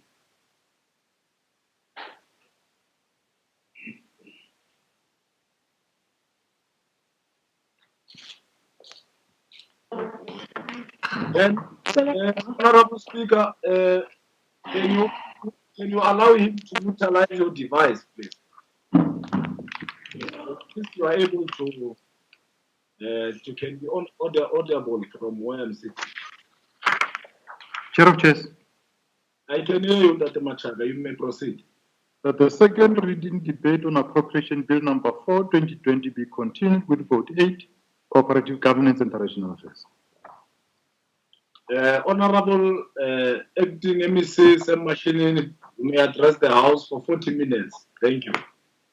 Thank you very much, Chair of Chairs, Speaker of the Free State Legislature, Honorable Sifuba, Premier of the Free State Province, Honorable Sisintombela, Honorable Members of the Executive Council, members of the Free State Legislature, leadership of the South African Local Government Association, SALGA, traditional leaders of our province, leadership of all our municipalities, all the Free Staters, ladies and gentlemen. It is my singular honor and privilege to present this budget vote when people of the world are honoring the legacy of our struggle icon, Baba Nelson Rolihlahla Mandela. We dedicate this budget vote in honor of this extraordinary global leader, advocate of human rights, and an acclaimed international icon, Isitala Ndosia Parango. As we honor his legacy, we are saddened by the passing on of the last Ribonia trialist, Ndate Ndumlangeni. We lower our banner in honor of this great leader of our people who understood that the price for freedom and justice was worth more than life itself. In his memory, we must complete the unfinished business of building a truly non-racial, non-sexist, united, democratic, and prosperous South Africa. His death must unleash new impetus in all of us to serve our people with renewed vigor. The designating of the truth of July month in South Africa in celebrating of the life and times of Nelson Mandela provide us with a great opportunity as individuals acting in our little corners to fuel a momentum towards positive change, raising awareness and expanding the reach of Madiba's value of fighting injustices, helping people in need and achieving reconciliation and joining the international campaign that Black Lives Matters. We do this work conscious of our own history of apartheid colonialism. It was not a mistake that the United Nations declared apartheid as a crime against humanity. And on the 30th November 1973, the pandemic of racism, irrespective of where it occurs, it must be defeated. As we observe the Mandela Month, the world is in turmoil. Economies around the world are collapsing. The world has been brought to its knees by an invisible enemy that knows no borders, class, race, gender, religious beliefs, etc. Our province is not spared from this disaster. Our municipalities are not spared from this disaster. The COVID-19 pandemic has demonstrated the fragility of our world global governance system.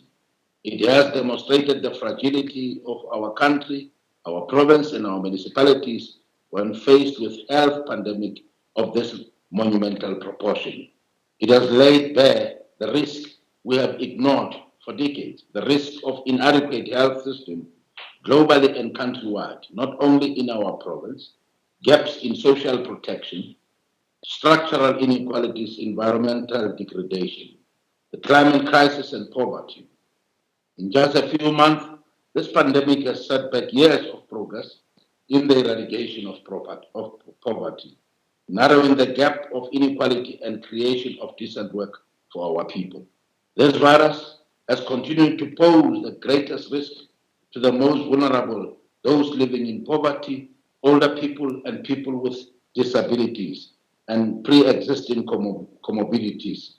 At the heart of resolving this disaster of monumental proportions is the need to reposition our municipalities as centers of hope for our people. As we undertake this responsibility, we must also reposition COPTA as a powerhouse for tackling the triple challenge of poverty, inequality, and unemployment. The outbreak of COVID-19 provides an opportunity for us to think anew, a trajectory of hope, change based on the foundational pillar of governance, that of building a strong and inclusive economy, enhancing the capability of South Africans as pillars of social change, and building a capable, ethical, and developmental state. Without strong municipalities, these noble ideas will remain a pipe dream. Madam Speaker, we meet here today through this digital platform under what is now dubbed as a new normal. The new dictated by a material condition on the ground ensures uninterrupted government services, and business continuity. We meet today to present our vision for the department in the coming year. Our nation, our way of life have been dramatically altered, perhaps on a permanent basis. Beyond this period, life will never be the same again. Business processes mapping will never be the same as it was pre-COVID-19. We have been found forced to embrace the use of technology to enable our service delivery model and implement Batupele principle as envisaged in the Constitution with renewed vigor and in a more seamless, effective, and responsive manner. The challenge as posed by the pandemic have further expressed the need for us to invest in our technology and infrastructure. The need to work remotely has reaffirmed the need to move with speed and agility to meet the demands of the fourth industrial revolution. During this period, there is more need for employees to operate remotely whilst not compromising the quality of work and principle of Batupele. The impact of pandemic is beginning to hit close home. We bury our loved ones daily. We see our friends and families members deteriorating and succumbing to this pandemic daily. Even those who had developed unfounded theories on some racial groupings being immune to this virus, as well as those who were in denial, are starting to feel the impact of the pandemic as it starts to affect people they know, people they live with, and their acquaintances. Like in all walks of life, Copter Free State is also beginning to lose colleagues with its establishment due to the virus itself. This more than ever before means that we need to enhance and strengthen our COVID-19 work plan and increase our awareness campaign both internally and externally. We need all hands on the deck. We need every section in our department to embrace the normal. We need our employees to strictly observe COVID-19 health and safety protocols and regulation without fail. These are not normal. We cannot pretend otherwise. It can no more be that we apply normal solution to abnormal challenges. As a department responsible for disaster management, we are concerned that as we table this budget vote today, we are experiencing unprecedented increase in number of people that are testing positive to the COVID-19. Our disaster recovery plan, led by the national government, needs to be stepped up here at home in a manner that places municipality at the center of this fight. Current statistics released by WHO indicates that as a country, we are occupying position 5 in the world behind United States, Russia, Brazil, and India. Infection rate, even though our mortality rate continues to be low. It is for this reason that as a country we had to introduce further restrictions to curb the spread of and lower the curve on the infection of the virus. It is precisely because of this reason that government had to ensure that 1, the wearing of masks is in public areas has to be mandatory. 2, the sale, dispensing, and transportation of alcohol had to be restricted. 3, the sale of tobacco product had to continue being restricted. 4, interprovincial traveling had to be restricted. Madam Speaker, we table the budget today on the backdrop of a worrying report of Auditor General on the performance of municipalities in our province. The report of Auditor General is painting a very worrying picture on the management of the public purse by the municipalities. According to the report, there is a decline 3rd year in a row on how municipalities have accounted for their finances. Worrying on this matter is that some of the municipalities are investing so much in the use of consultants to help them with accounting, but the return on such investment is not showing. In building a more effective and efficient municipalities, attention has to be given to improving their operations. Among others, we will put resources aside for what we call Operation Clean Audit. More resources will be allocated to manage and assist municipalities to account better for the public funds. This will be done through building capacity of municipal employees responsible for finance, as well as deploying personnel from the province to assist municipalities. It is our belief as the department that all is not doom and gloom. We can still turn around the situation at municipalities and give the people of the Free State the municipality they can be proud of. On this historic day, Speaker, June 26, 2020, the day of the 65th anniversary of the adoption of the Freedom Charter, it is indeed a great privilege that we mark this day in this manner, affirming the central vision of the Freedom Charter that, I quote, South Africa belongs to all who live in it, black and white, and that no government can justly claim authority unless it is based on the will of the people, close quote. One of the key themes as espoused in the Freedom Charter representing this will of the people is the sacrosanct theme, quote, the people shall govern. Our department is at the epicenter of this theme of the Freedom Charter because it facilitates cooperative governance as envisaged in the Chapter 3 of the Constitution, whilst providing support to local government in the Free State, province, and promoting traditional affairs through development of appropriate provincial policies in line with the national policies in order to promote integration in government's development program and service delivery. 2, provision of the strategic intervention, support and partnership to facilitate policy implementation in local government. And 3, creation of enabling mechanism for communities to participate in governance. Speaker, in undertaking this responsibility and ensuring that the people indeed govern, we have a responsibility of ensuring that all municipalities performed their basic responsibility and function consistently. By 1, putting the Free State people and their concerns first.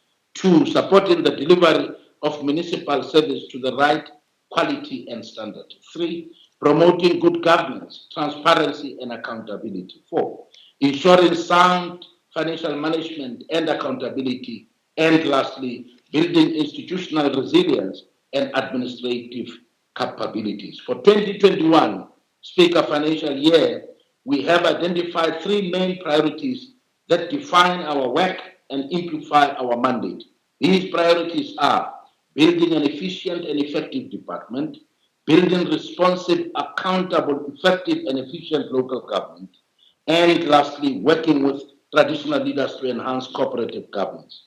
Our starting point is that, Speaker, we move from a premise that without an efficient and effective department, we will not be able to deliver on our mandate. This will mean putting extra effort to ensure that our departmental structure is aligned to the strategic mandate and objective of the department, taking into account the priorities of the 6th administration.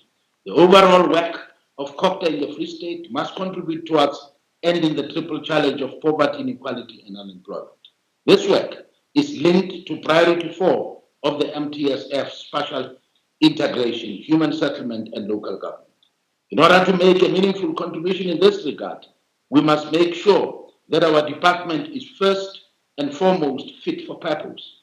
It is agile, flexible, and responsive to the needs of our people. COPTA Free State must be an employer of choice that offers conducive environment for its employees to excel and grow professionally. We now have an extra obligation to ensure that we are responsive to the current fiscal constraints and the economic climate within which we operate. The material condition on the ground dictates that we do more with less. This situation is further compounded by the outbreak of COVID-19, which has severely impacted on our economy. These are uncharted waters we find ourselves in. We must therefore navigate carefully as we embrace what has been termed the new normal. We must up our game in ensuring that we digitalize our process and systems as a department that is a custodian of disaster management and by extension, the lockdown regulation. The pandemic is unfortunately negatively impacting on all aspects of our society and require unprecedented action on the part of our department and Free State government as a whole, as well as unprecedented action by our municipalities and institutions of traditional affairs in order to curb the spread of the virus. Municipality as a sphere of governance closest to our people, have a crucial role to play in the government response to combat the spread of this virus that knows no borders, religion, race, class, or gender. Madam Speaker, there has been an escalation of incident of gender-based violence, rape, and femicide in our country in the past few years. Our province is not immune from these barbaric acts. The department has organized a number of activities in collaboration with our social partners to fight this scourge. One such an event was the Men Against Gender Abuse March, held in partnership with Not in My Name organization and other civil society organizations. We also hosted a summit on gender-based violence held in partnership with Commission on Gender Equality, CGE. I personally hold these initiatives close to my heart because as a man, I am born of a woman. Madam Speaker, with our architecture of governance, local government was established in order to bring governance closer to the people and to serve as a conduit pipe for national and provincial development, as well as an avenue for nation building. This is simplified in Chapter 7 of the Constitution, which, among others, compels municipalities to strive with their financial and administrative capacity to achieve the following objective: to provide democratic and accountable government for local communities, to ensure provision of service to communities in a sustainable manner, promote social and economic development, promote safer, healthy environment, encourage the involvement of communities and community organizations in matters of local government. 2021 is an important year for local government. It's the year of local government election. In the past period, statistics have shown a decline in voter turnout as opposed to the national and provincial election. This low voter turnout is a direct threat to democracy as it compromises the legitimacy of the elected leadership. In order to combat this, it will be important for the municipality to ensure that more voters are registered. This provides an opportunity for municipalities to revive and reposition ward committees and revitalize the work of the community development workers. In this financial year, the department will review the existing guidelines for the establishment and operations of ward committees. The department will also review the municipality standing rules and orders, the public participation policy framework, and the out-of-pocket expenses framework. The Provincial Executive Council will finalize and gazette this financial year. During this financial year, commit to continue to support municipalities and the ward committees in prioritizing community concerns during their community report back meetings. In the coming few months, we will work with mayors, speakers, and councillors to embark on community engagement programs, including cleaning of towns programs. Madam Speaker, in the 2019-20 financial year, Masilonyana, Mafube, Malutapo Fun local municipality have all been placed under administration by invoking Section 1391B of the Constitution. In the same breath, Section 1395 and C intervention has been invoked in Mangau Metropolitan Municipality. In Machade, Litsine, and Kopano local municipality, the department had to invoke Section 106 of the Municipal System Act. This was done in an effort to root out any suspected maleficence and to ensure clean and accountable local government. In the 2021 financial year, we commit to ensure efficient, clean, and accountable municipality. This can be achieved through capacitating all relevant stakeholders within this sphere of governance, being community and councillors and the municipal official. At the heart of this is the employment of skilled individuals who are central in delivering an efficient, effective, and clean audit. Madam Speaker, in line with the mandate of the department, the municipal infrastructure grant has been used in previous financial years in order to achieve infrastructure development and investment in municipalities. In the financial year 2019-20, a total of 366 million was spent by the end of February 2020 by the Free State municipalities. The money allocated to municipalities will still be spent until the end of their financial year, which is June 2020. However, the impact of COVID-19 on the overall work of government cannot be undermined. This is likely to lead to under-expenditure in some areas. The current unspent funds will transfer to municipalities with strict condition that they be used for their intended purpose. The following is the breakdown of expenditure as at the end of February 2020. 18% spent on water, 31% spent on sanitation, 23% on roads, 9% on sports and recreation, 6% on project management, 6% on cemeteries, 3% on taxi rent, 4% on high mast light. The previous allocation was strictly dispatched on a cost reinvestment method. This assisted the department to ensure that funds were strictly utilized for what they intended for. In the previous financial year, 140,000 households benefited from this allocation. 116 kilometers of roads and storm were built by end of February 2020. In the process, 2,079 temporary jobs were created. This made a huge difference in a province met with high rate of unemployment. For the financial year 2020-21,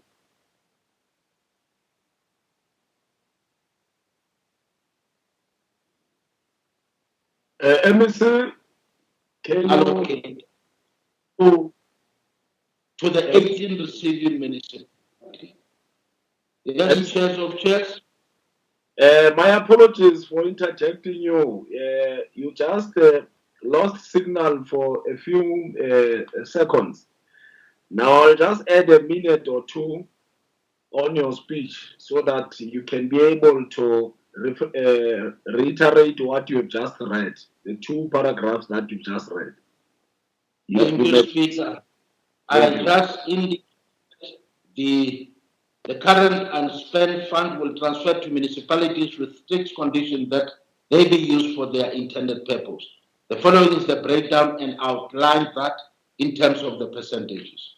The plan for this year's aid at achieving municipal investment in the following areas: water 21%, sanitation 24%, roads and stormwater 31%, sports and recreation 5%, and other services 18%. The allocation for this financial year is intended to create 3,000 jobs opportunities, contributing meaningfully to the fight against the triple challenge of poverty, inequality, and unemployment. Speaker, Section 31 of the Municipalities Act, number 32 of 2000, dictates that the MEC for local government must provide comments on the respective municipal integrated development plan in the province. In the previous year, COPTA Free State facilitated and conducted the Provincial IDP assessment session. The purpose of this assessment was to ensure that the province engaged with municipal IDPs in a meaningful way and provide comments that will improve the credibility of municipal IDPs. This exercise was also undertaken as a peer review mechanism that will ensure that municipalities share best practices with each other. In line with our departmental mandate, as espoused in Section 154 of the Constitution, and to further strengthen our resolve towards achieving a legally compliant and participatory ITB process in the province, the following structures and processes will be strengthened: Provincial IDP Managers Forum, Provincial IDP Support Team Sessions, and Municipal IDP Engagement Session. Madam Speaker, one of the tools available to us to redress the imbalances of the past is the Spatial Planning and Land Use Management Act, SPLUMA. This act is an important tool that redresses the imbalances created by the apartheid era through spatial planning and land disposal. The department will continue to support municipalities with spatial planning and land disposal matters. Municipalities are expected to draft and adopt a single land use scheme within 5 years of the promulgated of SPLUMA, and the department is obliged to assist municipalities in the Free State to achieve this legal stipulation. COPTA Free State is in the process of drafting the Free State Spatial Planning and Land Use Management Regulation for adoption in the financial year 2020-2021. The Provincial Spatial Development Framework is also in the process of review, and this process is guided by the Office of the Premier. Speaker, the department is in the process of establishing a provincial Free State Municipal Legal Advisory Forum. This process is currently driven by the district-based approach. We can report that today we have a fully functional district legal advisory forum in Harib, Fezile Dabi. Our intention is to have fully operational forum in all the district and in the Mangaung Metro by end of this financial year. These forums will go a long way in flattening the curve on increasing litigation claim against municipalities. Speaker, this is the year of turning commitment into concrete action. For far too long, the concept of local economic development has been a buzzword, in some cases without concrete outcome. Through LED, we must be able to encourage people at the grassroots to work together with their municipalities to develop innovative ways to achieve sustainable economic growth and develop in order to improve the quality of life and communities. In the past financial year, COPTA Free State collaborated with SALGA to host Karoo Development Program in the Harib district. The main objective of the conference was to develop integrated program for economic growth in the district.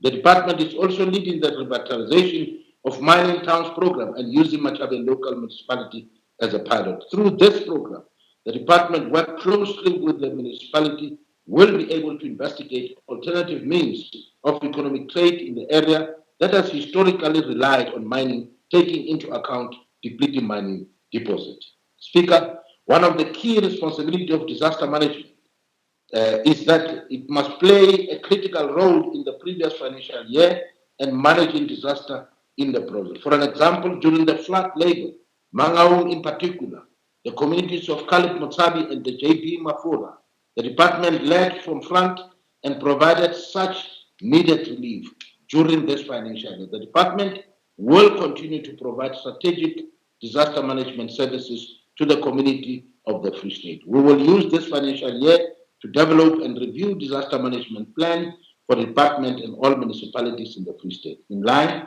with the district planning model, we are establishing a disaster management act advisory forum.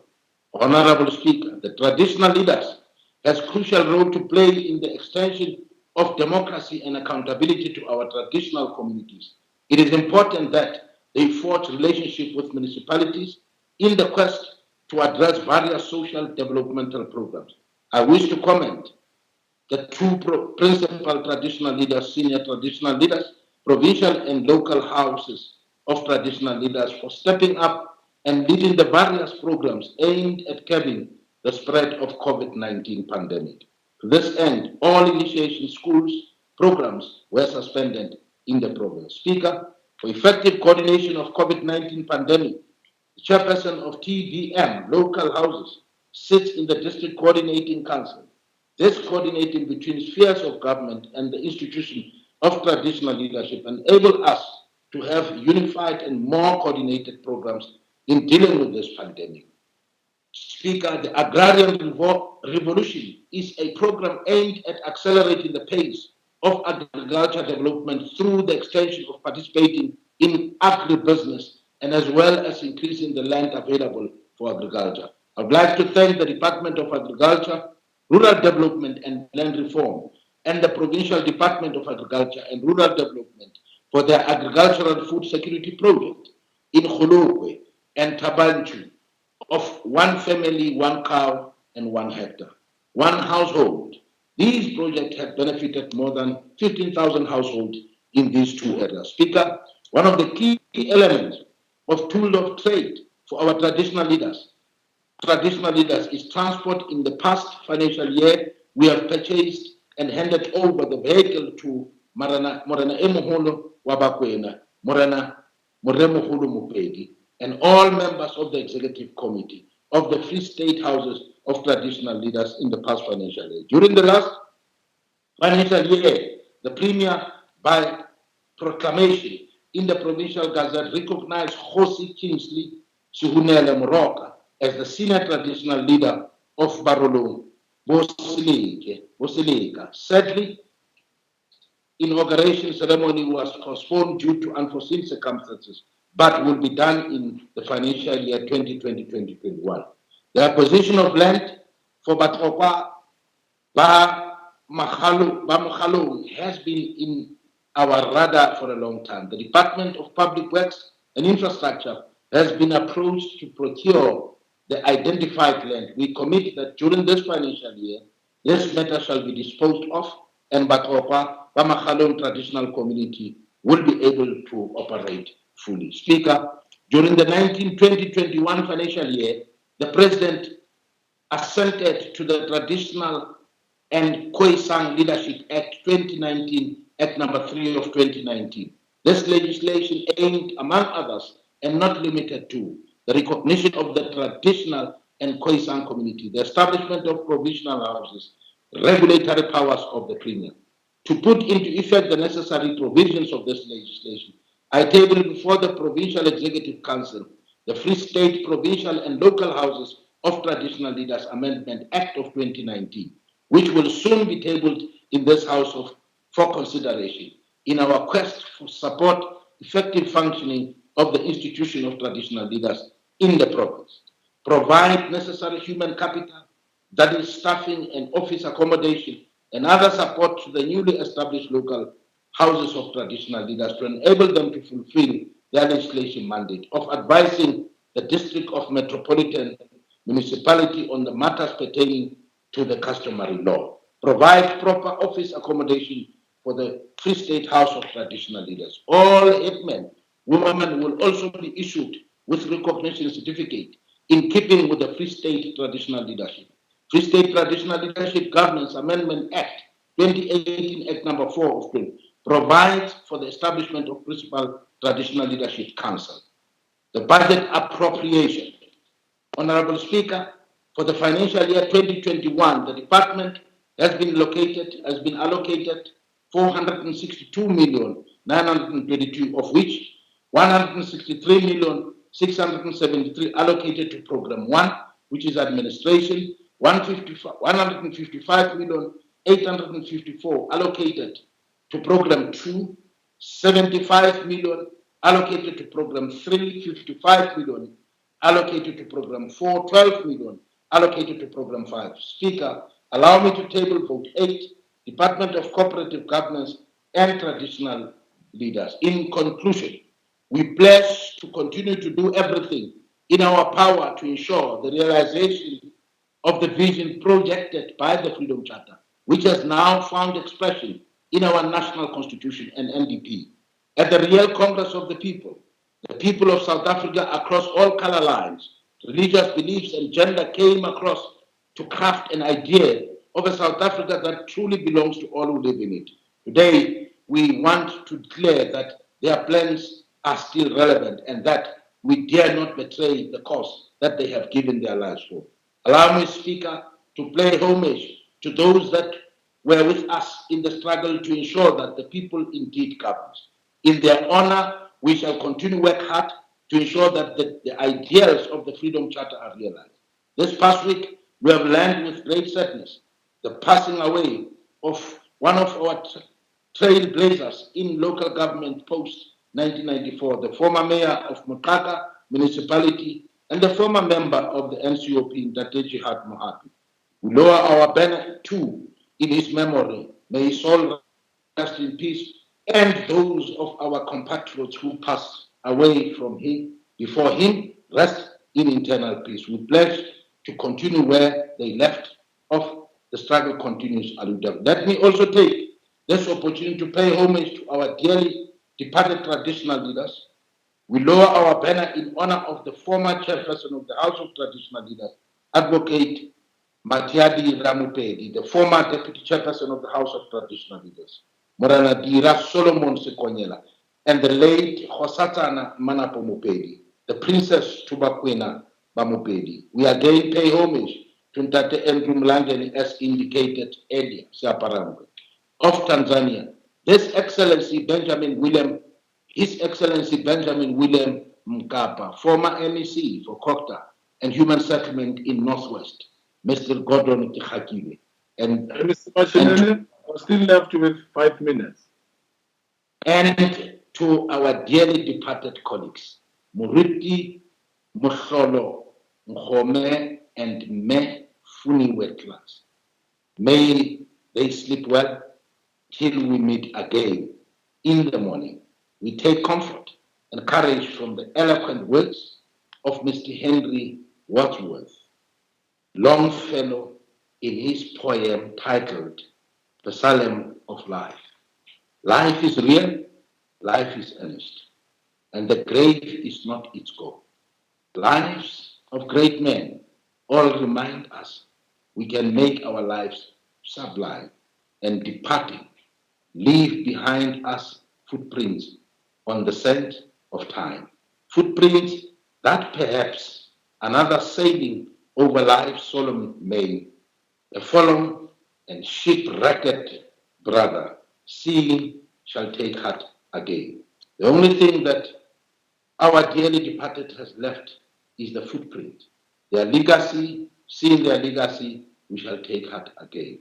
Speaker, let me take this opportunity to thank the wife of the MEC of Kokta, Babu Tembeni Ngangisa, Lerato Ngangisa, for her continuous support throughout the trying times. I also want to thank his siblings, his children, and the entire family for the support that they have given to the MEC. At this stage, let me thank the HOD of Kokta and the entire personnel of the department for sterling job that they are doing in struggling to provide a better life for all.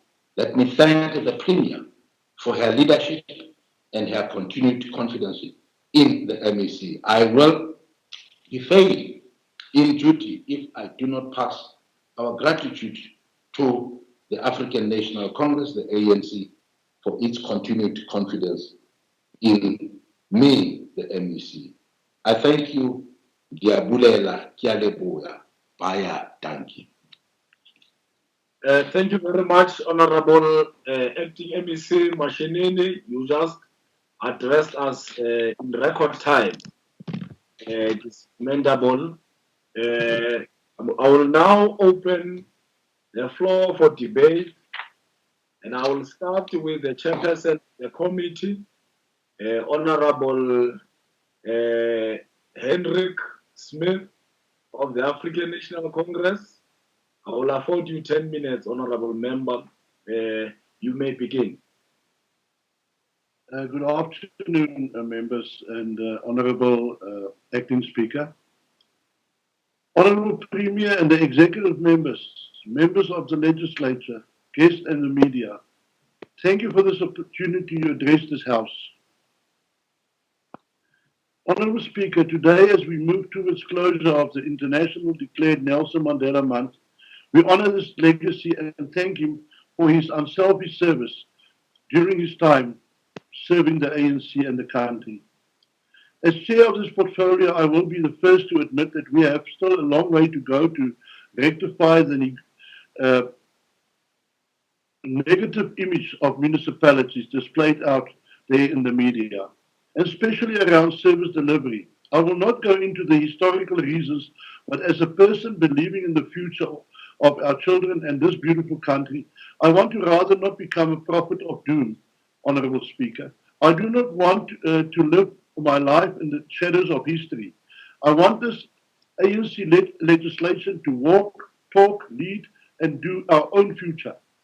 I will motivate everybody to lean against the continuous negative winds coming from the opposition. We as African National Congress will not submit and sink in the same negative pit where they themselves are currently in.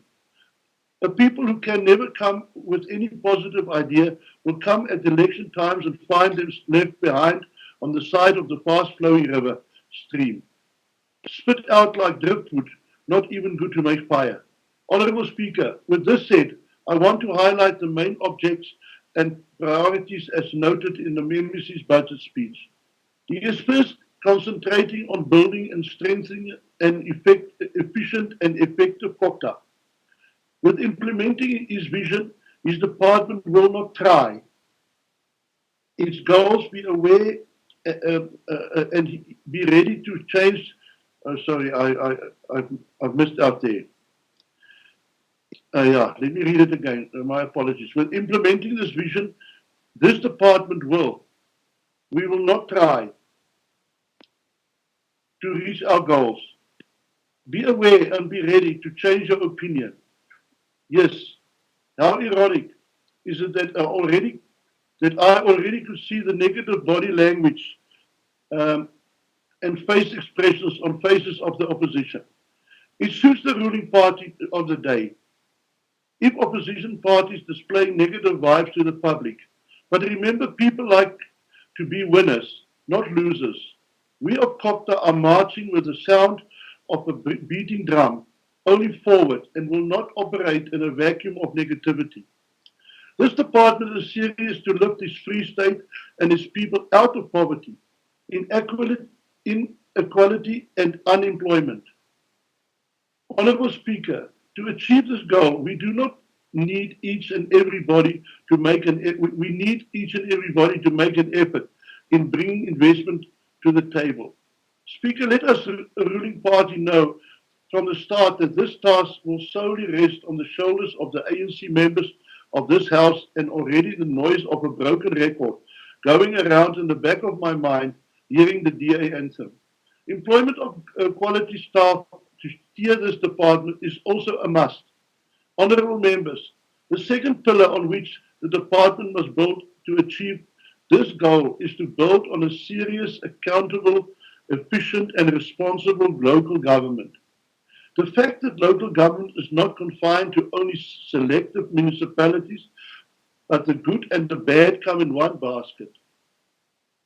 COPTA cannot choose those who are performing well. We must take one, take all. I can't close my eyes and pretend not to see the discrimination of previous long time back atrocities of previous dispensations. Yes, I have read the disturbing report from the Auditor General, and I am not going to comment on any further on it. We cannot sit and discuss the outcome. Now is the time to stop listening to negative commentary and start rectify the wrong practices. Again, I will stress this point. The department will definitely not make the same mistakes we made in the past. The management of COPTA will make sure that all employees will work and perform within the framework of the law. Madam, Sir, Acting Speaker, my committee have the intentions to do serious visits to all municipalities, so supporting the MEC of COPTA.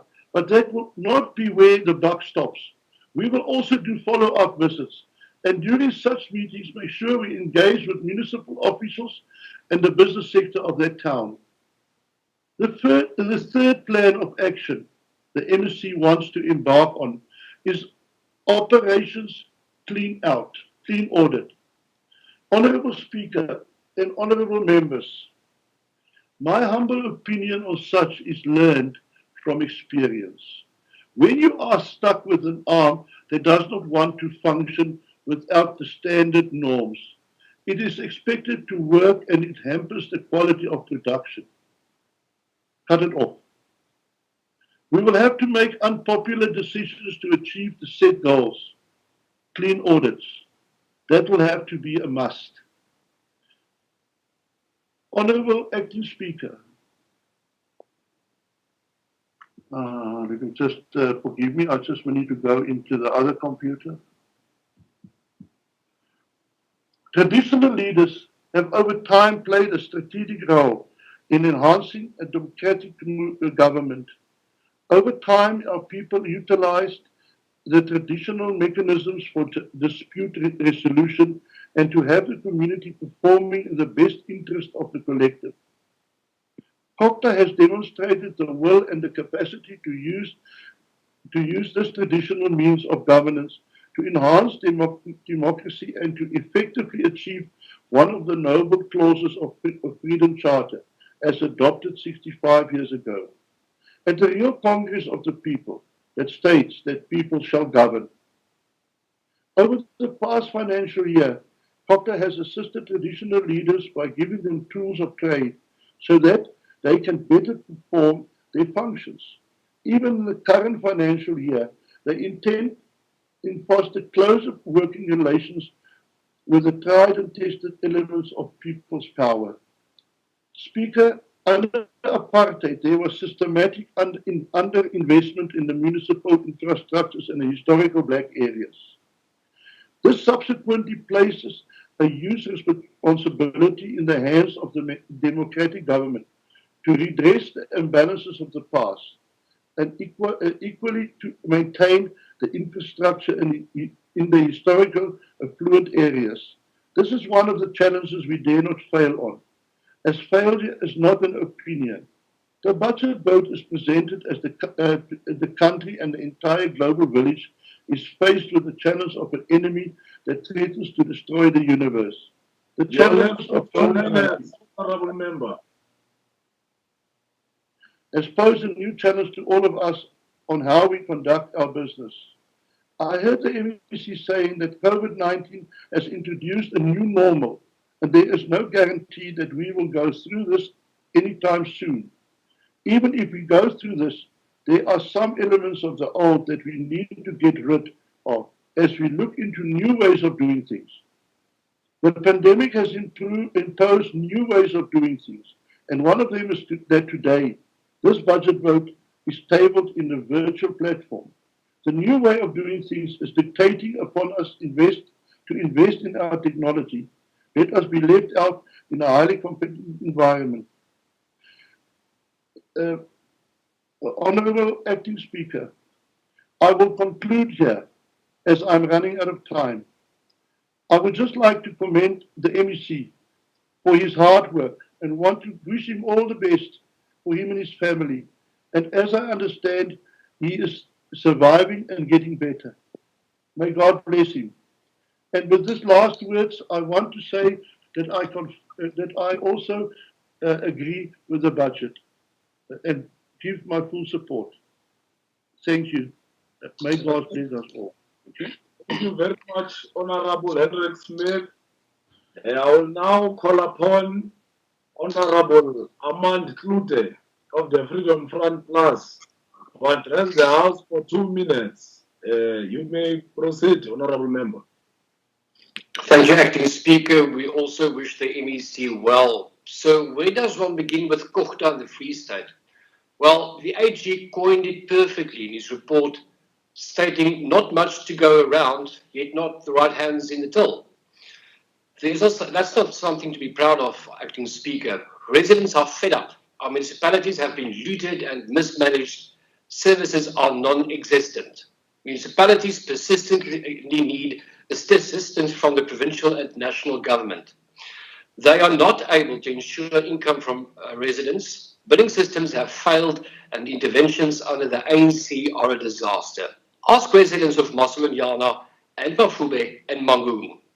But don't take my word for it. According to the AG, Machobeng municipality in 2019 wasted 150 million rand on water losses.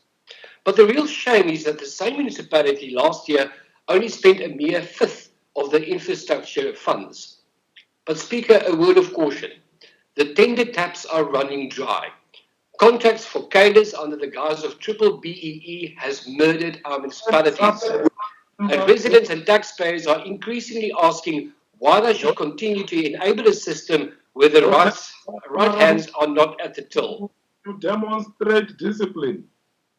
You only afforded 2 minutes. And when I say your time is up, I'm expecting you to comply. Thank you, Speaker. You are welcome. Can I call upon Honorable Khadija Brown of the ANC? And I'm affording you 8 minutes to address the House. You may begin, Honorable Member. Honorable Brown. I am here, Chair of Chairs. Yes, you address us. Thank you. Honorable Chair of Chairs, Honorable Premier, members of the Executive Council, members of the Free State Legislature, mayors and all Free Staters.